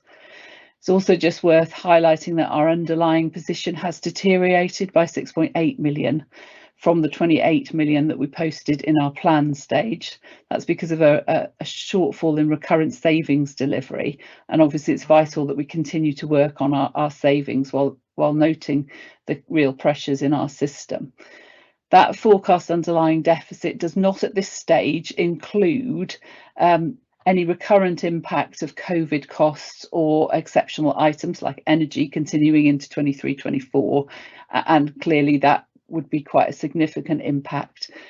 It's probably worth flagging, doesn't include any impact from the expected inflationary pressure that recent events within the overall economy are driving. So it is a risky position, I think, in terms of our cost base as we go into next year, and it's worth the board being aware of that and preparing for that as we start to plan into 23-24.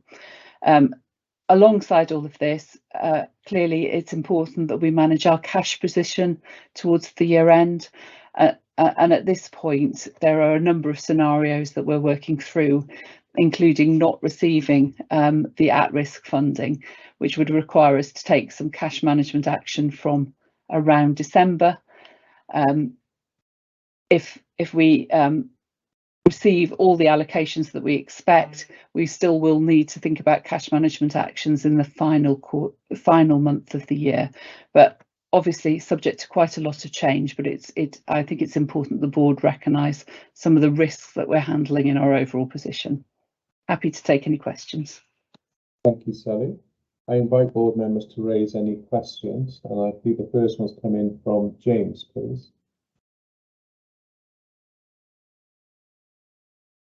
Thank you, Chair. Sally, thank you for report. I note the dependencies and the update for children yesterday. My question relates really to the ongoing sort of UK-wide financial challenges that we're facing. Do you anticipate getting any reprioritise our spending messages from government? I say that in light of reports that the civil service and the public sector have been asked to find additional savings from their departmental budgets, and I just wonder whether that would have a bearing on the risk that we're carrying now. And I think you've answered a point that I was going to raise about contingency plans for next year and beyond. But if there's anything you'd like to add for that. Clearly, it's really fast moving, as you know, at the moment. I think as in year, Welsh Government and are looking across the whole of their budgets to understand now, having consolidated month 5 position and then asking us to really try to fix our forecast at month 6 so that they could look at the overall picture. That may prompt some asks around different approaches, and I think, as I say, the impact of energy, which I think if you sort of looked at it in the Welsh context, was the change in the forecast from month 4 to month 5 across Wales was some 45 million.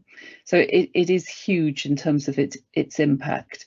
So there is a potential that we're asked to look at sort of more challenging targets or bringing our expenditure back down. We're already being asked to very much look at what we can do around consumption in terms of energy, but whilst that can be driven by behaviour, it's largely driven by weather. So we've got some measures that we've set out that we can put in place around consumption, but the price issue is the biggest one. So I think there is a potential for us to be asked to look again, but not at this stage. I think after month 6, when there's a consolidated Welsh Government position. Clearly, what people are being asked to do across UK government and any potential reductions in budgets for departments will impact on what comes into Wales. So I think in terms of our forward planning, we need to be thinking that potentially the settlement will be less generous than we've originally planned for. And given the challenges we've got, that's why we need to focus our attention around, all aspects of our performance, quality, performance, but also finance, because it is, I don't think there's any doubt we're entering a much more difficult period yet again. Yep. Thank you, Sally. Thank you, Chair. Thank you. If I could invite in Patsy, please. Yeah, two questions, Sally. From the narrative that's included within the overarching performance report, under the core plan forecast, it talks about the COVID losses and IT home working costs, so £3 million. The narrative suggests that we don't think we're going to get that money. Now, I know there's questions over the other COVID costs, response costs, programme costs and everything else, but that one reads slightly differently. So I wonder if we are anticipating getting it or if it's in the same category as the rest of them. So in terms of what we're reporting, we're not assuming that we're going to be funded those elements. However, what we haven't done is demonstrate a sort of knock for knock onto our core position. We're anticipating, despite it being adverse at month 5 at 2.3 million, we're anticipating that we can manage that towards the year end by using, you know, a variety of mechanisms to achieve the deficit that we said. But there's no doubt that is a pressure in delivering that we didn't originally anticipate. Okay, thanks, Sally. And just one other question: do we know that we can keep within CTM the release of the annual leave accrual? So we're assuming that at the moment. We are expecting some further guidance. I think in terms of the way we've assessed it, it's based on an assumption that by the year end we'll revert to normal practice, which is a exceptional 5-day carryover rather than the current carryover. That's not yet confirmed. There is a potential that Welsh Government will try to manage it in a different way, but at this point we're being very clear on our assumptions and what we've assumed is being released into the position, but it does remain a risk. Thanks, Sally. Okay, thank you. Can I just confirm with Wendy, are there any remaining questions or any objections raised, please? There are not, Chair. Okay. Well, thank you to Sally for her report. I suggest that unless there are any objections, as we've told there aren't, the board resolves to note this report. Thank you, Sally. Thank you, Chair. Thank you.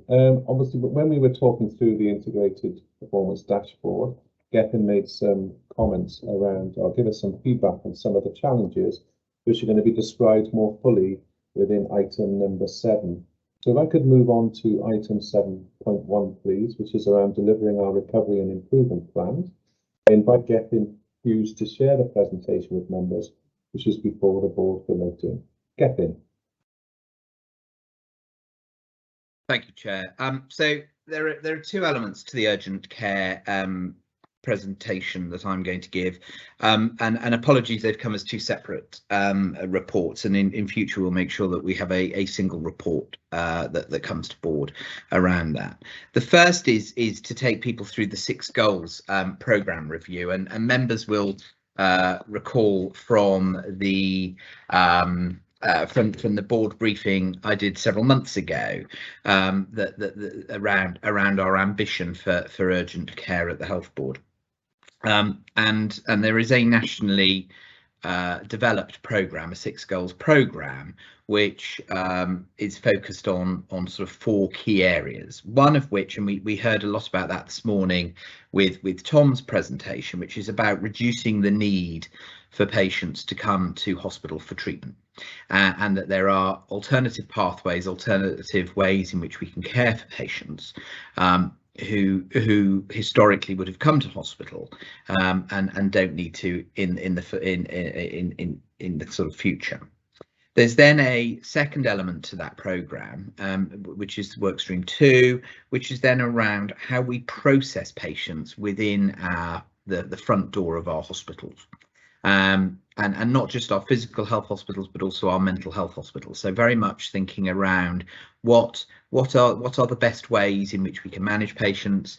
Greg has already raised with board members the challenge of crowding within our emergency departments, and there is an absolute recognition there's a cohort of patients in there who are receiving care, who could receive care in a different environment, and how can we offer those.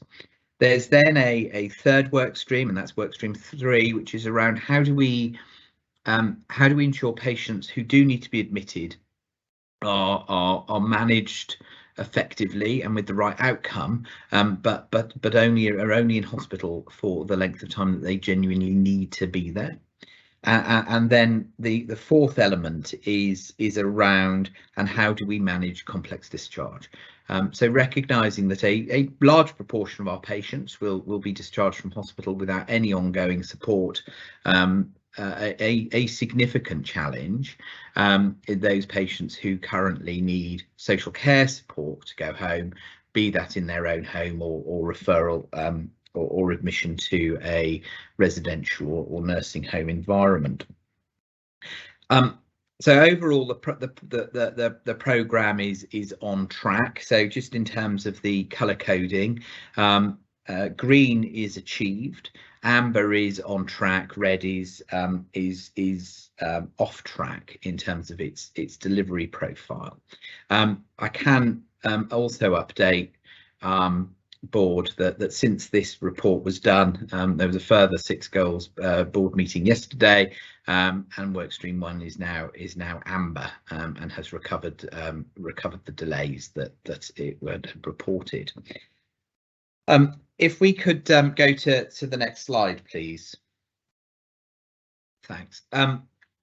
So in here, this is the programme highlight report, and it identifies sort of the key focus of the work to date in terms of addressing the challenge we experience within emergency care across CTM, and it's important to note that this is a programme of work that isn't just about the health board, but it also incorporates our partners in the local authorities, and is very much a system approach to focus.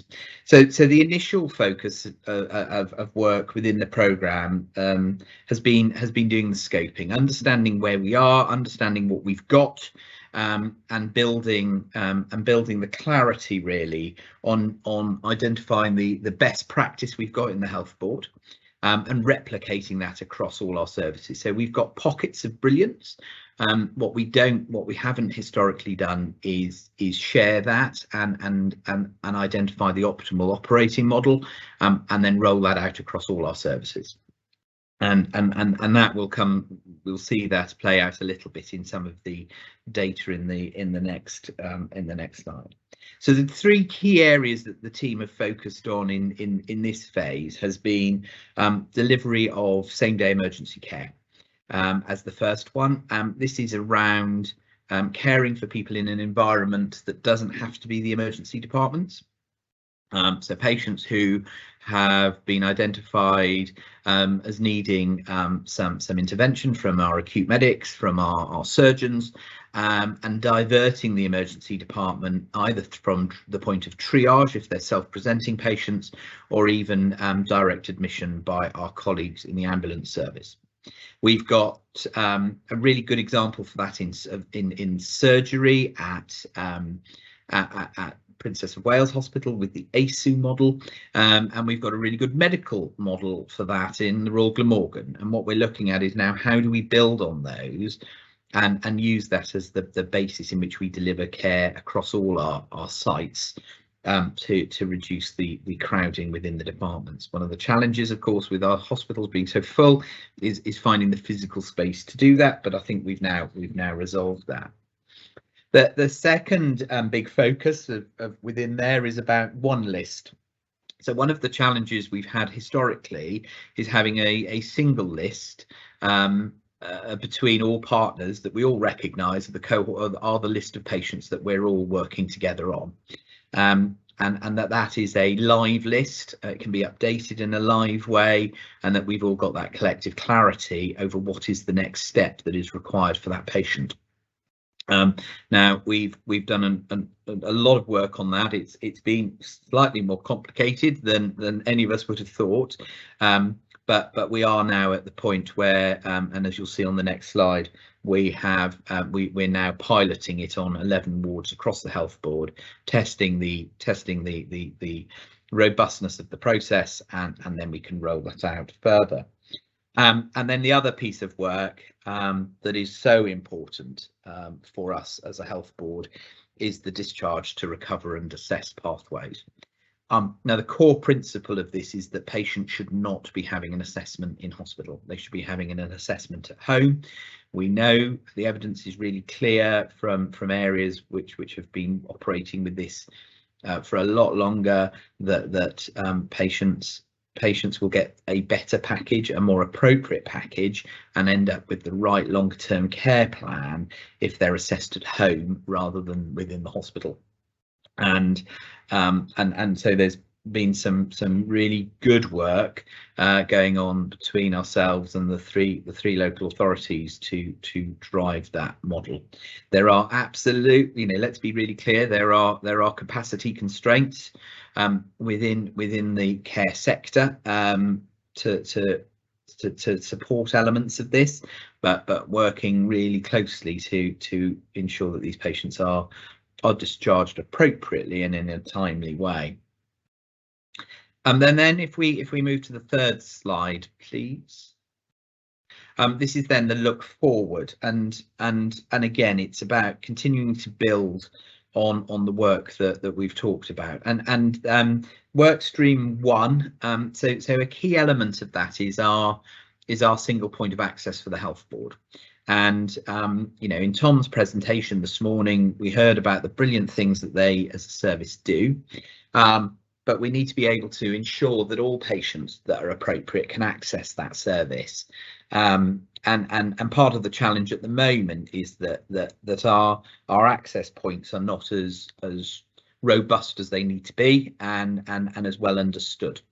And particularly when we look at the data in the next presentation, you'll see there's been a very significant change in how patients access our emergency departments. So they no longer access our emergency departments via ambulance in the same way as they did historically, and a lot of them now are self-presenting. Now there's a real loss of opportunity for us in that process, because working with the ambulance service, engaging them into our single point of access, makes that pathway far easier to manage. When if patients are just self-presenting, we're losing those opportunities to perhaps effectively redirect them to a service that can better meet their needs. We recognise, and the work that we've been doing around our capacity plans and understanding the bed modelling for each of our acute sites, is our length of stay is longer than it ought to be, and is longer than you would expect looking at national benchmarking.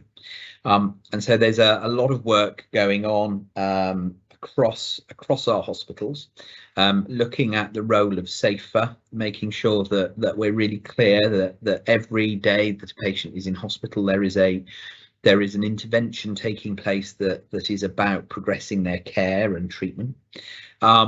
And very much making sure we've got the processes and the escalation plans to manage those pathways really effectively, and that again is a key focus for us.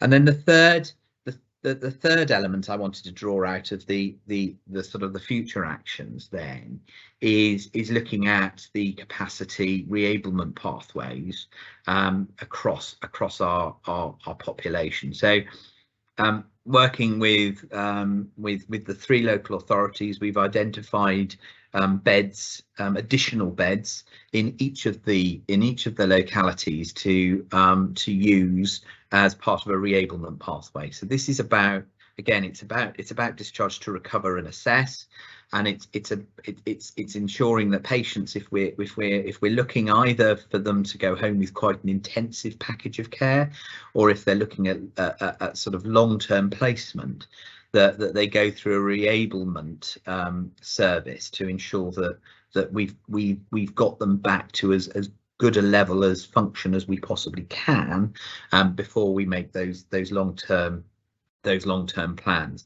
Again, it's a model and approach that is used significantly in other areas. It's not something that has been historically well embedded within CTM's boundaries, and this I think is equally a really positive way in which we can move our patients' care through those pathways.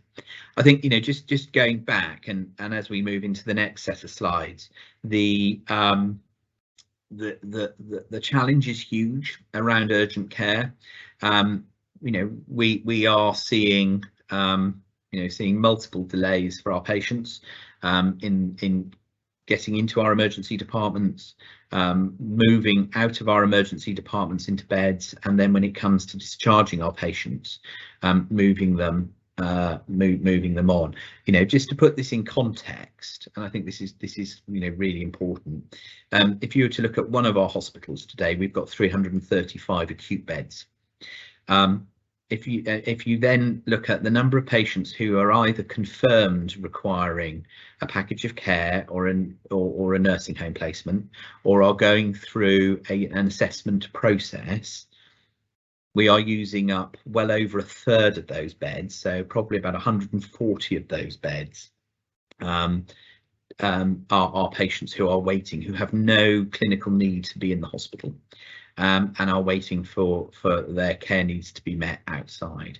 And I think it just puts that into context. So, you know, when I move on to the next set of slides, which is around ambulance performance, we have seen a general improvement in our ambulance handover performance, but we do have examples where patients have intolerable waits on the back of ambulances despite that. And I think it is really important that as a board we understand that the scale and challenge that provides to the, you know, the issues and concerns that Greg raised earlier, that keeps us all awake at night, because we are not providing the level of care we want.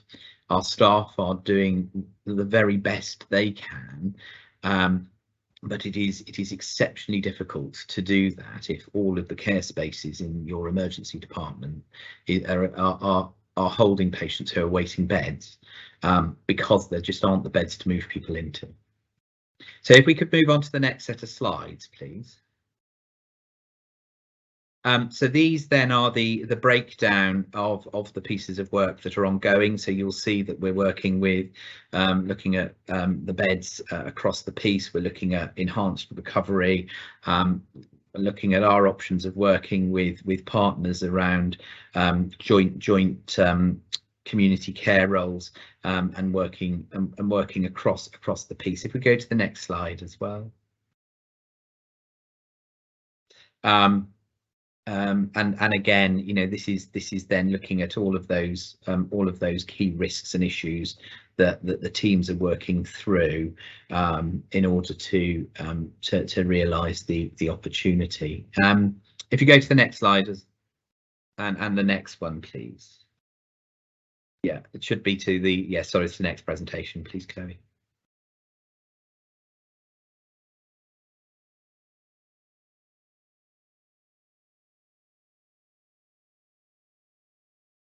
Thanks. So this is data that then we've you know been looking in deep detail, really, around the performance of ambulance handovers, because this is a significant concern to all of us. And as you'll see as we go through the data, sort of the key messages are that ambulance conveyances to our sites have reduced quite significantly since 2019.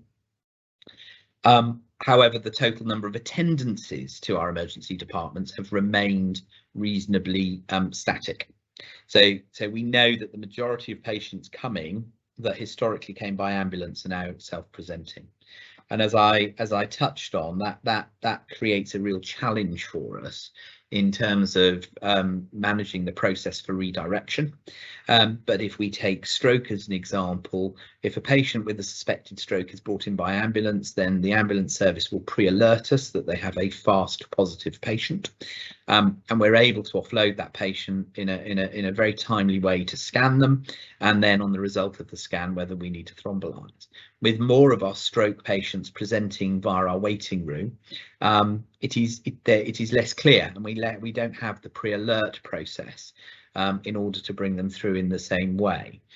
So all of these things make it more difficult and create additional risk in the system.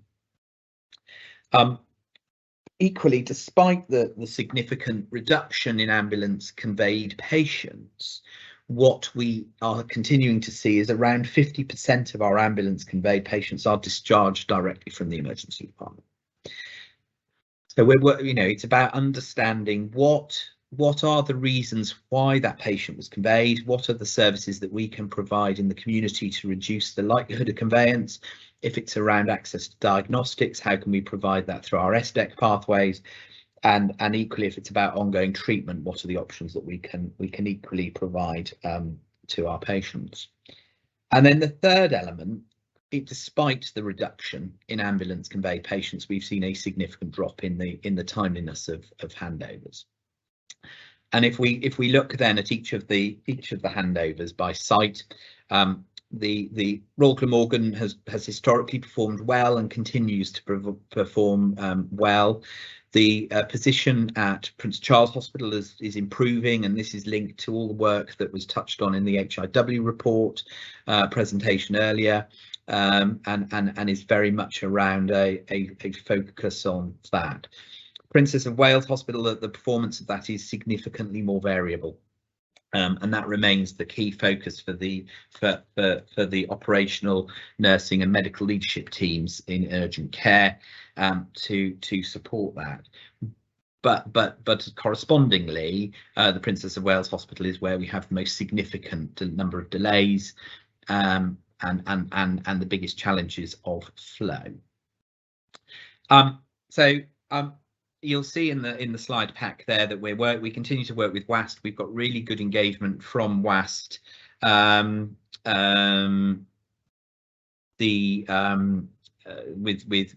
around work streams 1 and 2, and that work is ongoing. We have a senior nurse presence in the emergency department at Princess of Wales for 2 weeks, really doing a deep dive into the processes, what further opportunities there are to manage that differently. It also then clearly fits with the work that we're doing around workstream 2 and increasing the level of same-day emergency care capacity. But the biggest contributor will be timely discharge, and that has to be the key focus in order to manage our departments well. Is about good flow out of the departments into beds in a really timely way, and that is what that requires: timely discharge of patients on that.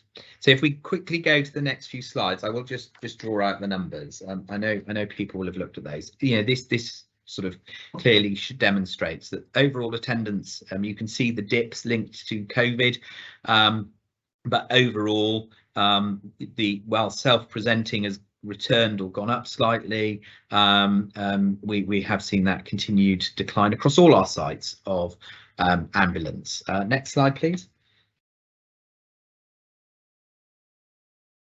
Again, this is, the trend is pretty similar in all 3 of our sites. What you will see there, interestingly, is a marked reduction at the Royal Glamorgan site, and this links back to the effectiveness of the AQ model, and that means that we don't need to admit some of those medical patients and can manage them in a different environment. Next slide, please. And again, it's demonstrating the reduction in ambulance conveyed patients and the corresponding split. So we do see a much tighter line between admitted and non-admitted at both Royal Glamorgan and Princess of Wales. Historically, we've seen a bigger gap between that, with a question over the level of appropriateness of conveyance, perhaps, at Prince Charles, although those lines have come closer together. Next slide, please. And again, this is just in terms of the self-presenting figures, again for people's awareness. Next slide. And then again, we've just broken down the data for colleagues. I do just in terms of, if we look at the last 6 months in particular, it is, we had an average hold 6 months ago of about 2.5 hours for an ambulance to offload. We've now got that down to under 2 hours. It's now sitting at about an hour and 55. So we've seen an improving picture that's set against an all Wales trend of an increasing handover time. So it is, we have got some real challenges. We really don't underestimate that, but it is important to see that some of the actions are helpful. And and certainly again the sort of the trend, particularly across the last 6 months, is a much lower. We're seeing a significant lower number of over 4-hour waits across our sites than the rest of Wales. And if we take August as an example, we were the 3rd best performer on ambulance handovers in Wales, behind AB and Cardiff. So we have pockets. We know Princess of Wales is our greatest challenge, and Princess of Wales is where we have the greatest proportion of lost beds for urgent care pathways, and that remains a real challenge. Happy to take any questions, Chair, on those presentations. Thank you for your presentations there, Gethin. I invite board members to raise any questions, and I know I've got one written question from Ian, he said that Princess of Wales Hospital has had improvement building work in its emergency department for some time. When is this likely to complete, and what's expected effect will be, will this have on the handover? Will there be an improvement on handover in the ED and POW once the improvement work has been finished? So apologies, Ian. We haven't got significant building work going on in the POW ED.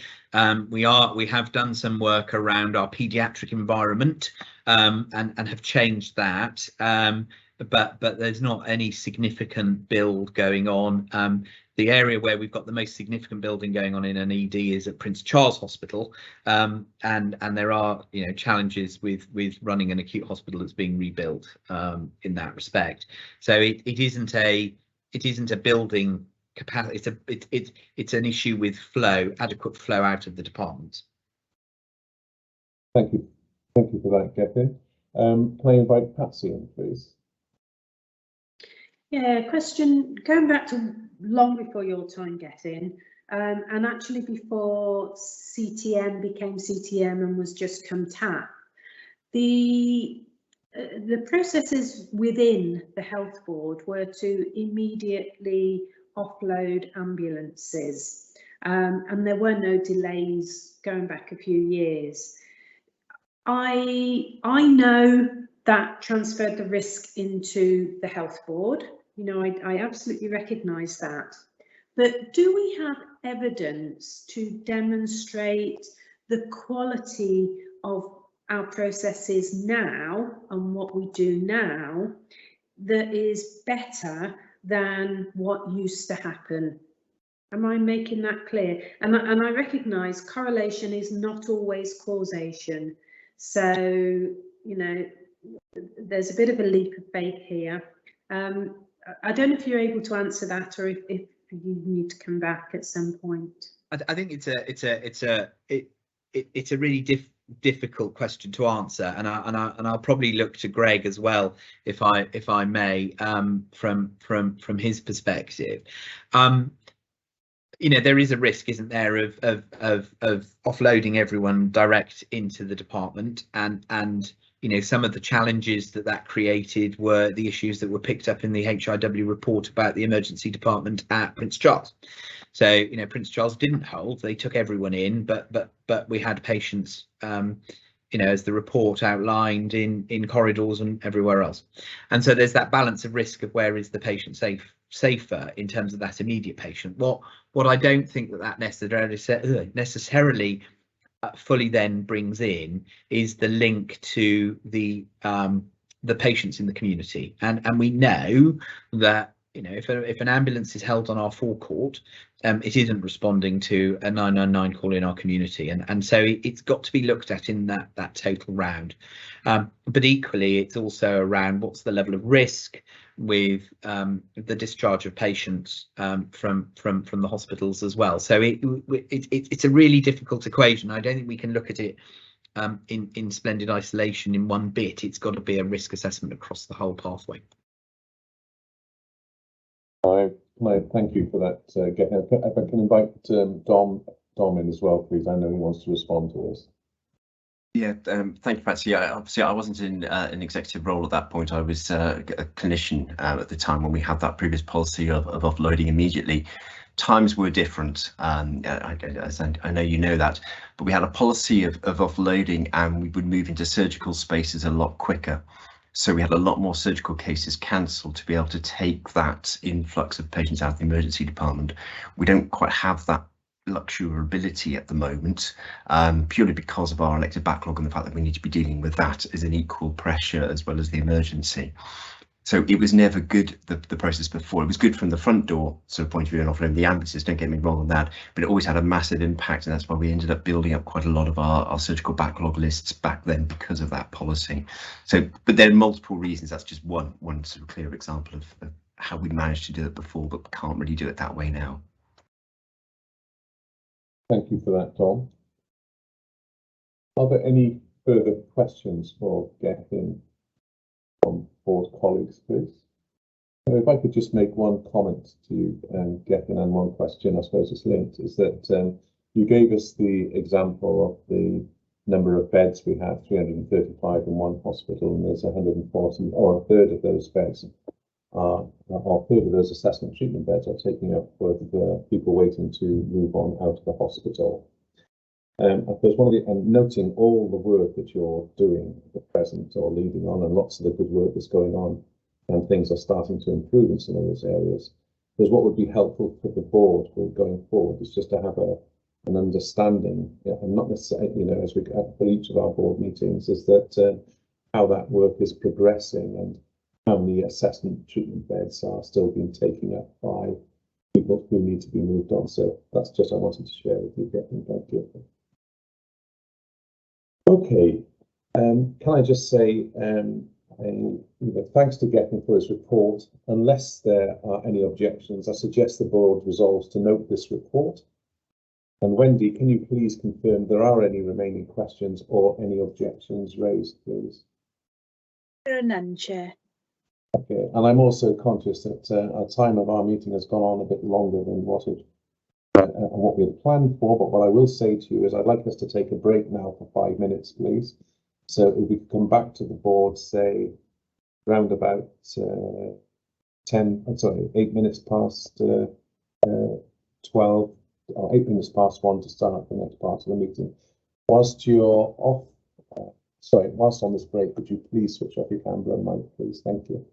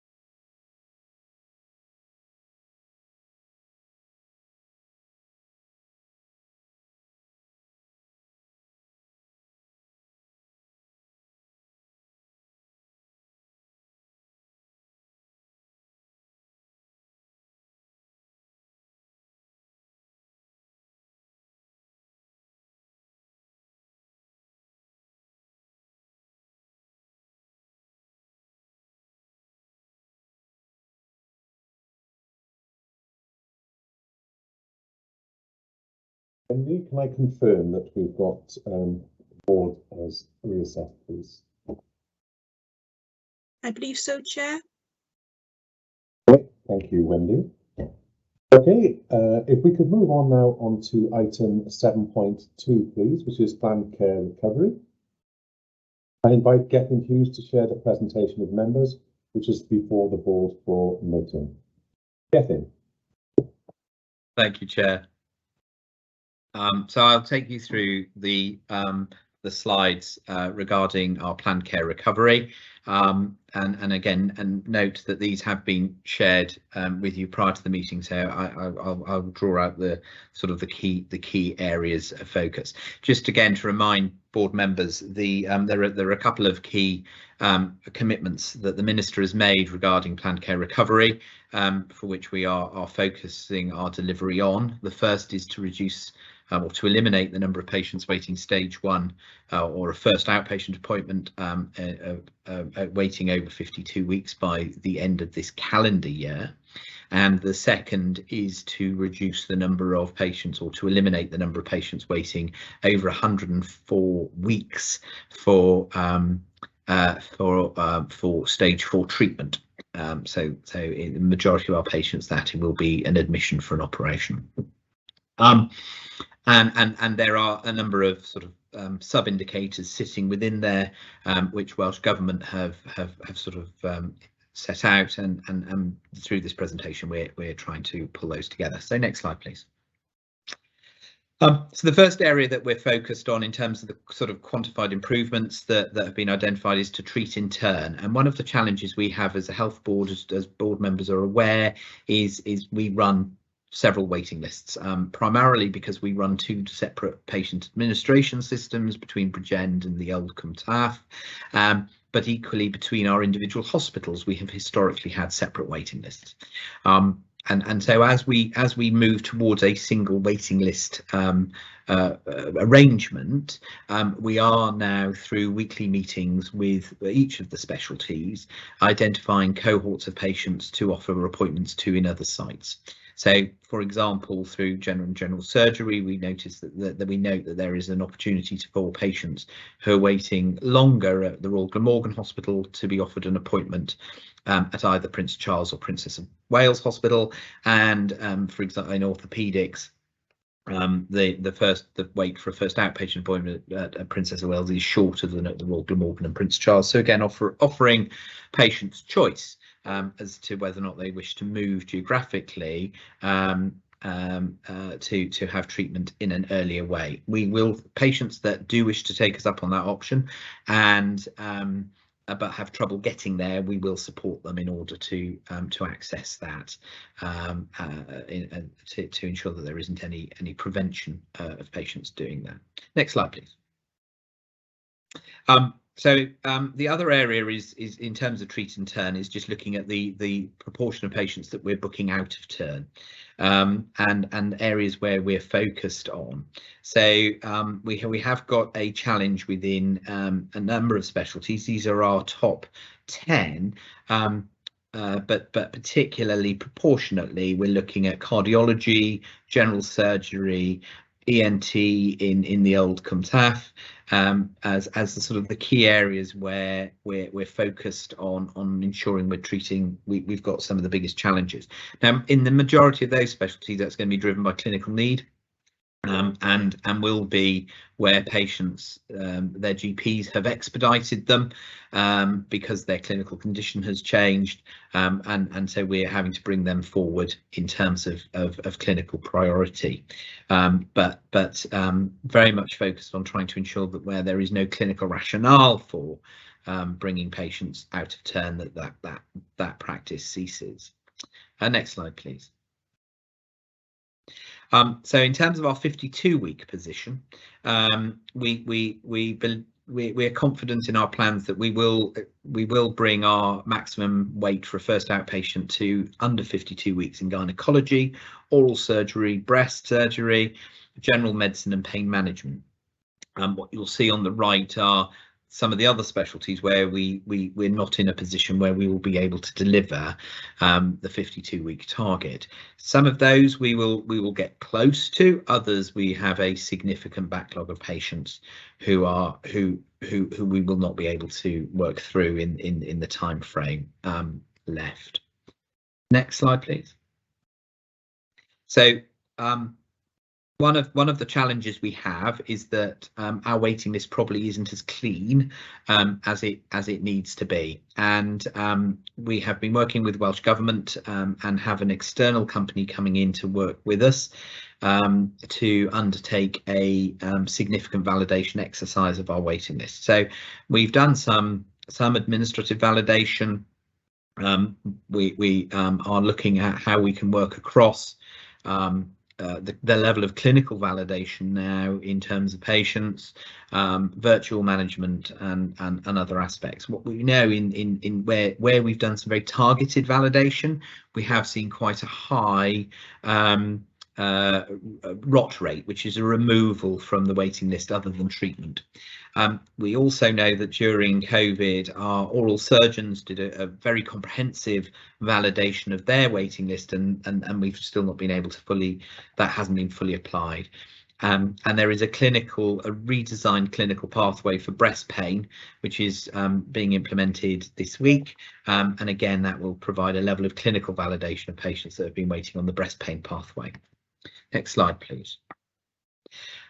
The other area where we've identified opportunities is around patients with multiple DNAs. And as members of the audit committee will be aware, we are republishing or have revised and will be republishing the access policy for the health board, which sets out sort of the rules in which we manage our waiting lists. One of those is that patients with multiple DNAs after that will be referred back to their GP.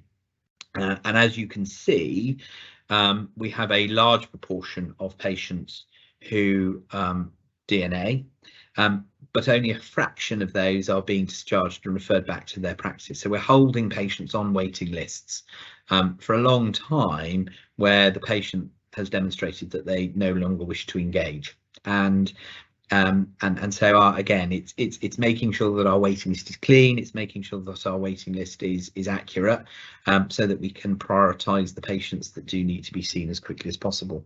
So that is another key focus of work, and we'll come back with that as part of the as part of the update to audit committee when we re-audit the patient pathway work in January.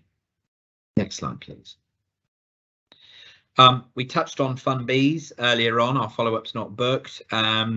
We have done some significant work, and as I said, we've reduced the waiting time by 6 years. We're aiming to take that down by another 2 years. Later, we have identified that there are over 2,000 patients showing as Fund Bs in orthopaedics to come off. There's a similar cohort within ophthalmology to come off. And we a large proportion of those patients were also showing as obstetric and midwife led over 6 years. Now, I'm not clinical, but I'm pretty sure that 6 years for obstetric follow-up is probably a little bit long out. So again, it's about making sure that our waiting lists are as clean as we can possibly make them. And next slide, please. So then I wanted to move on to the activity and for board to see where we are in terms of our activity performance. So if you can move on, please, Chloe. And what we've tried to set out here is in terms of outpatients, where our pre-COVID volumes, what our performance is against pre-COVID volumes. And what you'll see is we've got a range.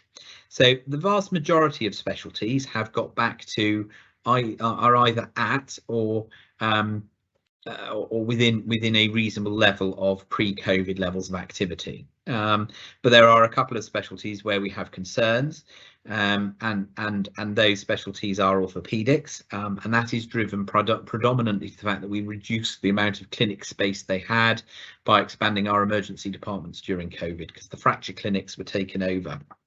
on our sites to expand our EDs. Oral surgery, and again that's partly been linked to because it's an aerosol generating clinic, there have been constraints within there, but we are beginning to see step ups in that level of activity. And the other area where there's a significant level of review going on is regarding ophthalmology, in terms of managing those. The next slide. Inpatient and day case, the level of recovery hasn't been as great, and that's been driven by a number of issues around access, particularly to theatres, and the access to theatre has been driven in the main by workforce constraints. So as members of the board are aware, we're working with our colleagues in within the independent sector to actually bringing insourcing capacity.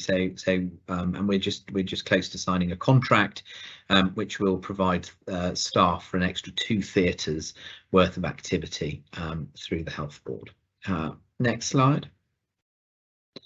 I touched on this earlier, which is around outpatient transformation. We've got redesign of the validation team. We've gone live with WPRS in orthopedics, the SOS PIFU plan. We've got shared care, glaucoma, working with 4 practices now from August, and we've got a where we've got 128 cases a month, and looking at how we expand that, and we've touched on earlier, which is about the further rollout of Open Eyes now that we've managed to progress that from an IT perspective. Next slide, please. The other area where we've looked at specifically is the number of children who are waiting for treatment over 104 weeks, and you'll see the breakdown here. The majority of those sit within ENT and will be tonsillectomies, and there is a clinical validation exercise underway of that cohort.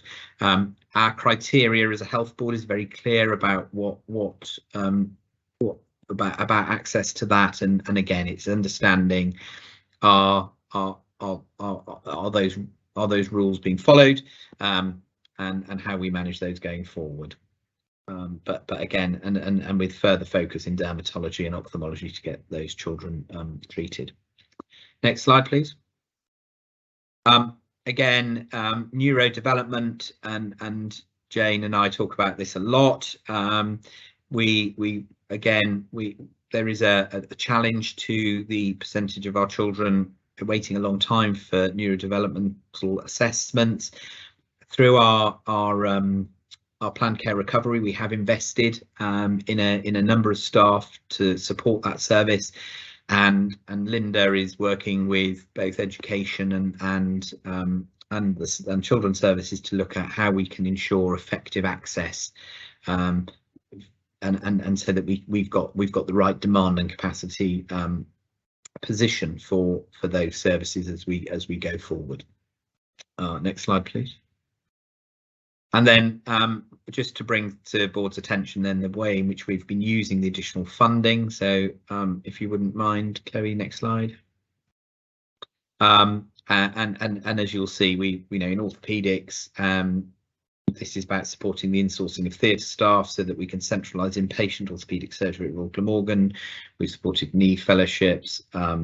We've continued to get some outsourcing. We invested significantly in first contact practitioners and physio-led clinics. So a range of interventions to do that. Next slide, please. In ophthalmology, we've successfully appointed an additional glaucoma consultant. I believe we've got another interview this month for a second post. We've been working with primary care to follow up glaucoma patients, and a range of programs with our community partners around providing different outpatient models for our ophthalmic patients. Next slide, please. In terms of diagnostics, again, so we've got the mobile endoscopy unit at the Royal Glamorgan. We have outsourced a large proportion of routine pathology. We've been supporting additional appointments in radiology and pathology. range of WLIs, again, to address our longest cohort of patients. Next slide. And so in terms of the next steps, I've touched on the health board access policy and the focused rollout and implementation of that. We're reconfiguring a number of our surgical inpatient services to the Royal Glamorgan and correspondingly transferring a range of our day case services up to Prince Charles. We're in the final throes of exploring plans for a regional cataract capacity with Cardiff and Vale. There's a real focus on our back to basics on theatre utilisation, working with across the health board. We've also developed and got now to quite a mature state in terms of regional endoscopy planning, and sitting alongside that is looking at potential utilisation of a robot to support our big surgical cases, but a whole range of actions that are ongoing. You know, it is really important to again stress to board, we have a large number of patients waiting an intolerable length of time to either be seen in clinic or to have treatment. There is a lot of work going on to address that, but we're not going to be able to achieve the level of performance at the moment that is desired in a number of specialties, and some of that's a Wales challenge across Wales, some of that's a challenge across the whole of the UK. But there is a significant level of focus going on in terms of restoring our elective programme.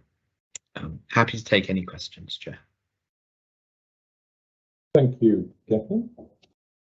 I invite board members to raise any questions, and the first one I've got is from Patsy, please. Patsy.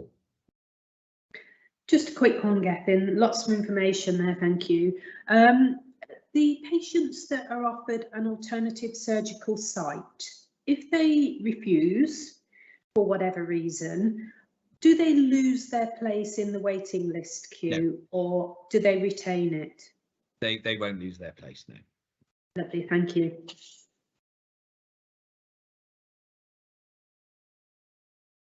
Are there any other further questions or comments, please? No, there are no further questions there. The only thing I just wanted to ask myself, Gethin, is obviously noting your comments around the children weights of what we're looking to achieve there. So we foresee that we will get some improvement on that area sooner rather than later, and perhaps it's a bit of an emotional comment I'm making this to you really as a dad, I suppose, is that it's, 100 odd weeks is a long time to wait if you're a child for treatment. No, it's an unacceptable waiting time for anyone, but particularly for a child. So completely agree, Chair. And so there is a level of focus. There are some constraints, and we again the number of anaesthetic sessions that we have with consultants who are willing and able to anaesthetise young children is a constraint. We have limited number of surgeons who operate on children, and again, so there are a range of constraints. That said, we need to ensure that the focus is about addressing that, but particularly if children are having recurrent bouts of tonsillitis, we need to get their tonsils out, but so that's why we're doing the level of focus on those as we are. Thank you, Gethin, and acknowledging that thank you for a comprehensive overview and report on the work that's going on in respect of planned care, recognising you've certainly presented the challenges that we have as an organisation, but also presented the work that's going on to help progress this into a more informed position for the organisation. Okay, can I just say thanks again to Gethin. Unless there are any objections, I suggest the board resolves to note this update. And Wendy, can you please confirm if there are any remaining questions or any objections, please? There aren't, Chair. Okay, if then I could move on to item 7.3, please, which is Maternity and Neonatal Services Improvement Programme. I invite Executive Leads Greg Dix and Sally Davis to present the report, which is before the board for noting. We recognise that this report has been subject to discussion and scrutiny at a number of forums, including most recently at the Quality and Safety Committee, and therefore will focus on the key issues for board awareness. Greg. Thanks very much, Chair. And there's been a bit of a triple act between myself, Dom and Suzanne. Mindful of the time, so I'll just cover some key points. So hive of activity over maternity and neonates over this last month. Excuse me, I can confirm that our maturity rating for maternity following our last board self-assessment and now verification from IMSOP, which is the oversight panel, quality of leadership and management, early maturity, safe and effective care, maturity, and we're delighted with the exemplar status for quality of women's experience. And from a neonatal perspective, results across all domains. In addition to what's in the report, so the report is August's activity, just a few extra bits to highlight to the board. So we've now secured 13, if not 14, of the deep dive neonatal recommendations. At yesterday's Maternity and Neonatal Improvement Board, we've closed down the two remaining maternity services work programmes. So that's quality of leadership and management and safe and effective care. And any residual long-term improvements required will fall into what we're calling our wash-up plan. And when the Developing Children's and Families Care Group is fully staffed in terms of its leadership, that will morph into the business plans for that particular care group. We also yesterday formally closed the clinical review programme and of course remain absolutely committed to provide care reviews to those women and families that use our self-referral process, which is now up and running. The team have worked so hard over the last couple of months in pulling together the new integrated maternity and neonatal dashboard. It's almost ready. I'm sure Suzanne will update us in a little while. So future board reports will look slightly different and framed in a way where we'll be using our new dashboard to illustrate the business narrative that I will bring to this particular board. We've now had formal confirmation from IMSOP, so the oversight panel, that the publication will be the next publication of our progress will be the 24th of October. And at this point, if I can hand over to now Dr. Suzanne Hardacre, who was successful in securing her PhD very recently, who will just take us through some of the key metrics you have within your pack. So thanks very much, Suzanne. Thank you, Greg, and thank you, Chair. So I guess as we move beyond our maternity and neonatal improvement programme and we are achieving our conditions for sustainability, we are working tirelessly to make sure that we provide through our dashboard metrics one version of the truth and that we're aligning our maternity and neonatal metrics as best as we can. Our ambition, as you know, is to become one perinatal service. We've started using and presenting our data differently and have started embedding our systems as business as usual. So much more triangulation of the intelligence and the data that's available to us. We present this data at audit, governance meetings, quality and patient safety.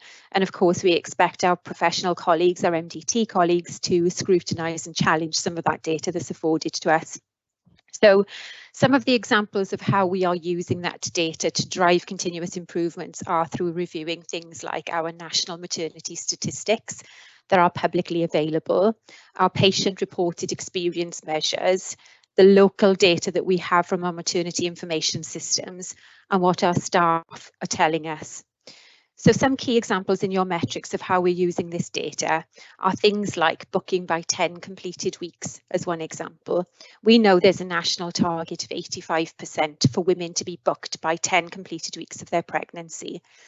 The maternity national statistics told us that we were achieving this last year, but this year, due to the changes post-COVID, we know that something isn't quite right and that our performance seems to be dwindling. Drilling down further into that data shows us that we have some work to do in certain areas, but we don't know at the moment where the variation is happening.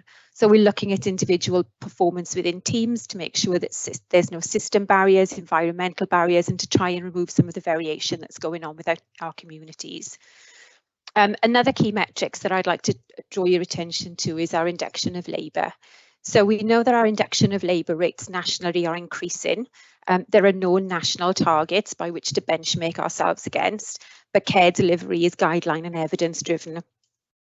Our local dashboard shows us through our run charts that our rates are stable, and our service users using our patient reported experience measures are telling us that over 70% of women and families have sufficient information and were involved within their decision making, but we recognise that we have more work to do.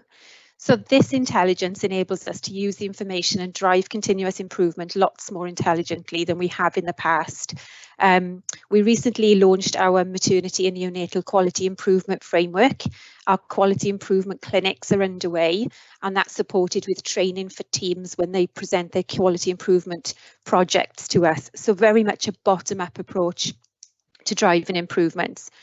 So using the dashboard and presenting the information is helping our teams to own and challenge the data. We like a bit of healthy competition between teams to drive that performance agenda and really scrutinise what's happening. There's a couple of really great QI projects that have been brought forward through some of the QI work and the dashboard presentation of data. Things like 3rd and 4th degree tear incidents, we noticed that they were raising and increasing over a couple of months, and the teams took that away and did some work to improve those. Coming back to inductions of labour, we have a multi-professional induction of labour working group that's been set up to improve the quality of women's experience and ensure that care is evidence-based, the guidelines are adhered to, and provide evidence of joint decision-making in partnership with women and families. So there are many more examples of QI projects derived from staff ideas, but key to our service improvement is obviously one approach, so aligning the work that we're doing collaboratively. So lots going on in the space around improving unexpected term admissions to neonatal unit, and there's a real ambition within the team to drive forward the perinatal optimisation work as well. So we're really looking forward to what's happening with the maternity and neonatal safety programme, driving the digital maternity Cymru system. So nationally, we know that there's one version of the truth coming out and we're all comparing the same information, which is really important for us going forward as we become a data-driven organisation. And then within the pack as well, there's just a little bit more information about some of the work that's been happening around culture, and the quality of leadership and management. On Monday, we were really pleased to welcome the Royal College of Midwives UK President Rebecca Davis for us to become the first health board in Wales to refresh and re-sign the Healthy Workplace Charter, Caring for You. And that is our commitment to providing healthy workplaces for staff. So through an engagement, culture and wellbeing plan, which we also launched on Monday, we are taking forward a lot of this clinical and quality improvement work. Thank you. Thank you, Suzanne. And Dom, did you want to come in? I have very little I want to add, conscious of time and the fact that you have all the data in the reports, and Greg and Suzanne have actually covered for all the points. The only thing I just will say that we've actually got slightly further ahead with our report submission. We thought we've got 3, we're going to should be done by Friday this week, which leaves 3 outstanding. So we are marching on with that and should have those done in the next few weeks. But yeah, no, full credit to the team for a huge amount of work, and it is very much a team effort here. I invite board members to raise any questions, and I've got one in from Jane there, please. Jane? Thank you, Chair. A comment, really. As you said at the outset, this gets a lot of scrutiny from the Quality and Safety Group, and I also attend the Maternity and Neonatal Improvement Board and did so only yesterday. And it is great to see the commitment of our staff in terms of improvement and in actually actively using data and information to support that improvement. It's really creditworthy, and I thank them for all the work that they've done. Thank you, Jane. Are there any further comments and questions? I'll just check here. Wendy, can you confirm if there are any other comments or questions for the presentation here, please? There's no more, thank you, Chair. And just for me, in summing up, it's just I'm aware of the amount of work that you as a team have been doing to move these services forward, and you know, it is pretty impressive as to how you've taken it to where we are today. It's been a pretty tough journey, and we've had lots of challenges on the way. But you have really worked hard to get to where we are today, and I have to say, it's you know, as a chair of an organisation, seeing how things are progressing, certainly since the first one I came in here over a year ago, just in the short time that I've been here, it's certainly evident the amount of progress has been made in this area. So well done to all. I also have to say, you know, I should mention as well, because Greg did mention it too, congratulations and well done to you, Suzanne, on getting your PhD. That is quite a fantastic achievement. So very, very well done. Okay, well, thanks to both Greg, Dom and Suzanne for their report. Unless there are any objections, I suggest the board resolves to note this report. And Wendy, just finally, can you please confirm there are any remaining questions or any objections raised, please? There are none. Okay. Can I then move on to item 7.4, please, which is the teeth lydiard improvement plan? And I invite Lauren Edwards to present the report, which is before the board for noting, having been most recently discussed at the Quality and Safety Committee on the 20th of September 2022. Lauren. Yeah, thank you. So as you say, this is a standing agenda item on the Quality and Safety Committee, so receives regular scrutiny and assurance of progress in that forum.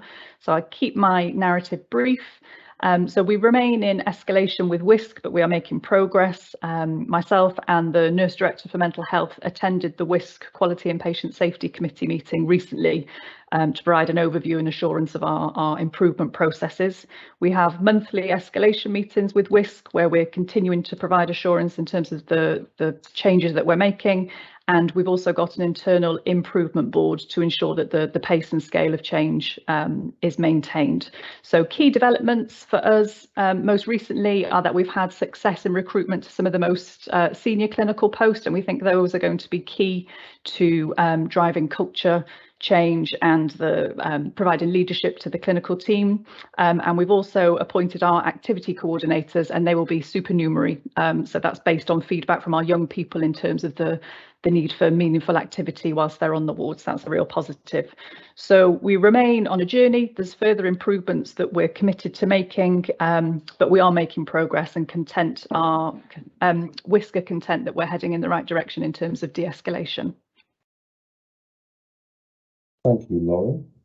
I invite members to raise any questions, please. Are there any questions or comments for Lauren, please? No, just one from me, Lauren. I'll say just again, I have to comment on the amount of progress that's been made in relation to teeth lydiard and the CAMS team there. So thank you and well done on the progress that's being made. I know that we've still got a way to go, but it's certainly going in the right direction. So thank you.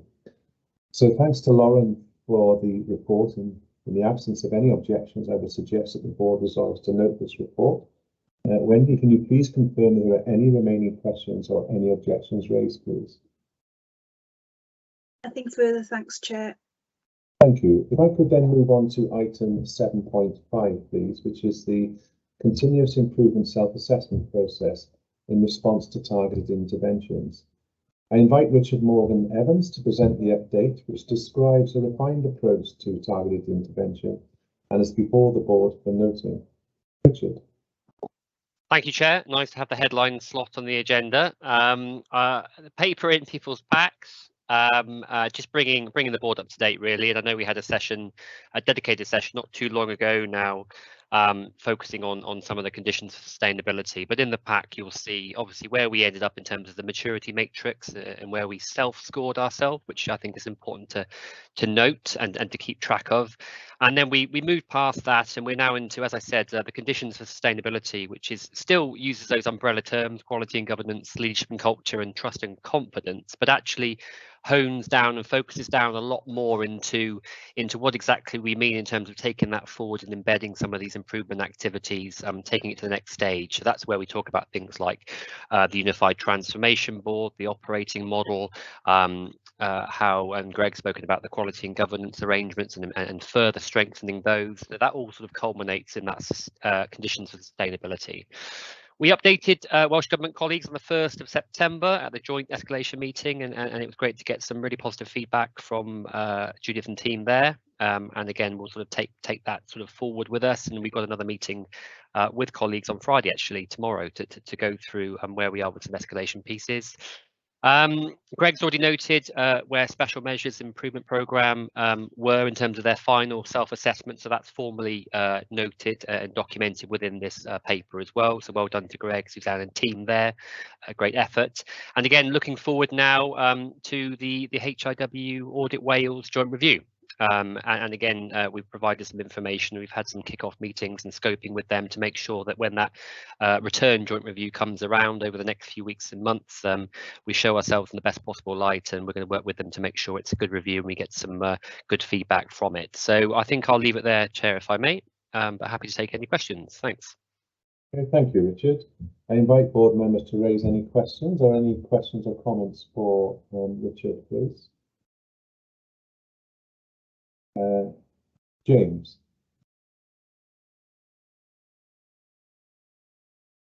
James.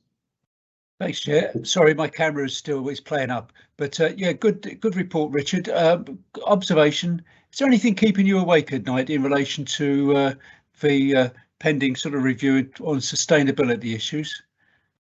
Oh gosh, what a question. There's a lot keeping me awake at night, Jim. I think what's key for an organisation of this size and scale is that we have the systems in place and that level of transparency. So when things perhaps are coming off plan or are going wrong, they can be escalated and dealt with effectively very quickly. And that's what I believe we have in place very firmly in CTM now. So you know, in a health board of this size, with the pressures that we've outlined this afternoon, and that Gethin and Linda, etc., have discussed, you know, we can never be 100% pleased with where we are. We're always trying to improve, but as long as we have those robust governance mechanisms in place, which we do have in place, which perhaps weren't in place sort of 2 or 3 years ago, quite to the same level, I think we'll be okay. So I sleep soundly knowing that, Jim, if that helps. Oh, well, that helps me to sleep soundly as well. Thanks, Richard. Thank you, Chair. Thank you. Okay, thanks to Richard for the report. In the absence of any objections, I suggest the board resolves to note this report. Wendy, can you please confirm if there are any remaining questions or any objections raised? There are none, Chair. If I could go on to item 8, which is under any other business. I've not been notified of any other business items. Wendy, can you please confirm if anyone has raised any issues under any other business, please? Nothing raised, Chair. If I could then go on to agenda item 9. It's how do we do in this meeting? I refer to board colleagues to the comments regarding this item made during introductory remarks at the beginning of the meeting, which I asked you to bear in mind. I therefore invite board colleagues to put forward any comments for improvement at this point or within 2 weeks of this meeting. I won't go into all the questions because you have them there as a standardised process for all our board meetings now. But Wendy, can you please confirm if there are any issues or comments raised, please? None raised, thanks, Chair. I could then go on to item 10, please, which is the date and time of the next meeting. The next scheduled meeting of the board held in public will take place on Thursday, 24th of November, commencing at 10 o'clock. On to item 11, and just to close the meeting, rydw i'n dod â cyfarfod o'r bwrdd iechyd I ben a hoffwn I ddiolch I bawb sydd wedi ymuno â ni a gwylio gyfarfod heddiw. I now bring the board meeting to a close and would like to extend thanks to all who have participated in the meeting and or observed proceedings today. Please note that we will now be holding an in-committee session where we are being asked to discuss and approve 2 business cases. The outcome of this meeting will be presented to the board at its next public meeting on the 24th of November 2022. Thank you. Can we close the meeting, please?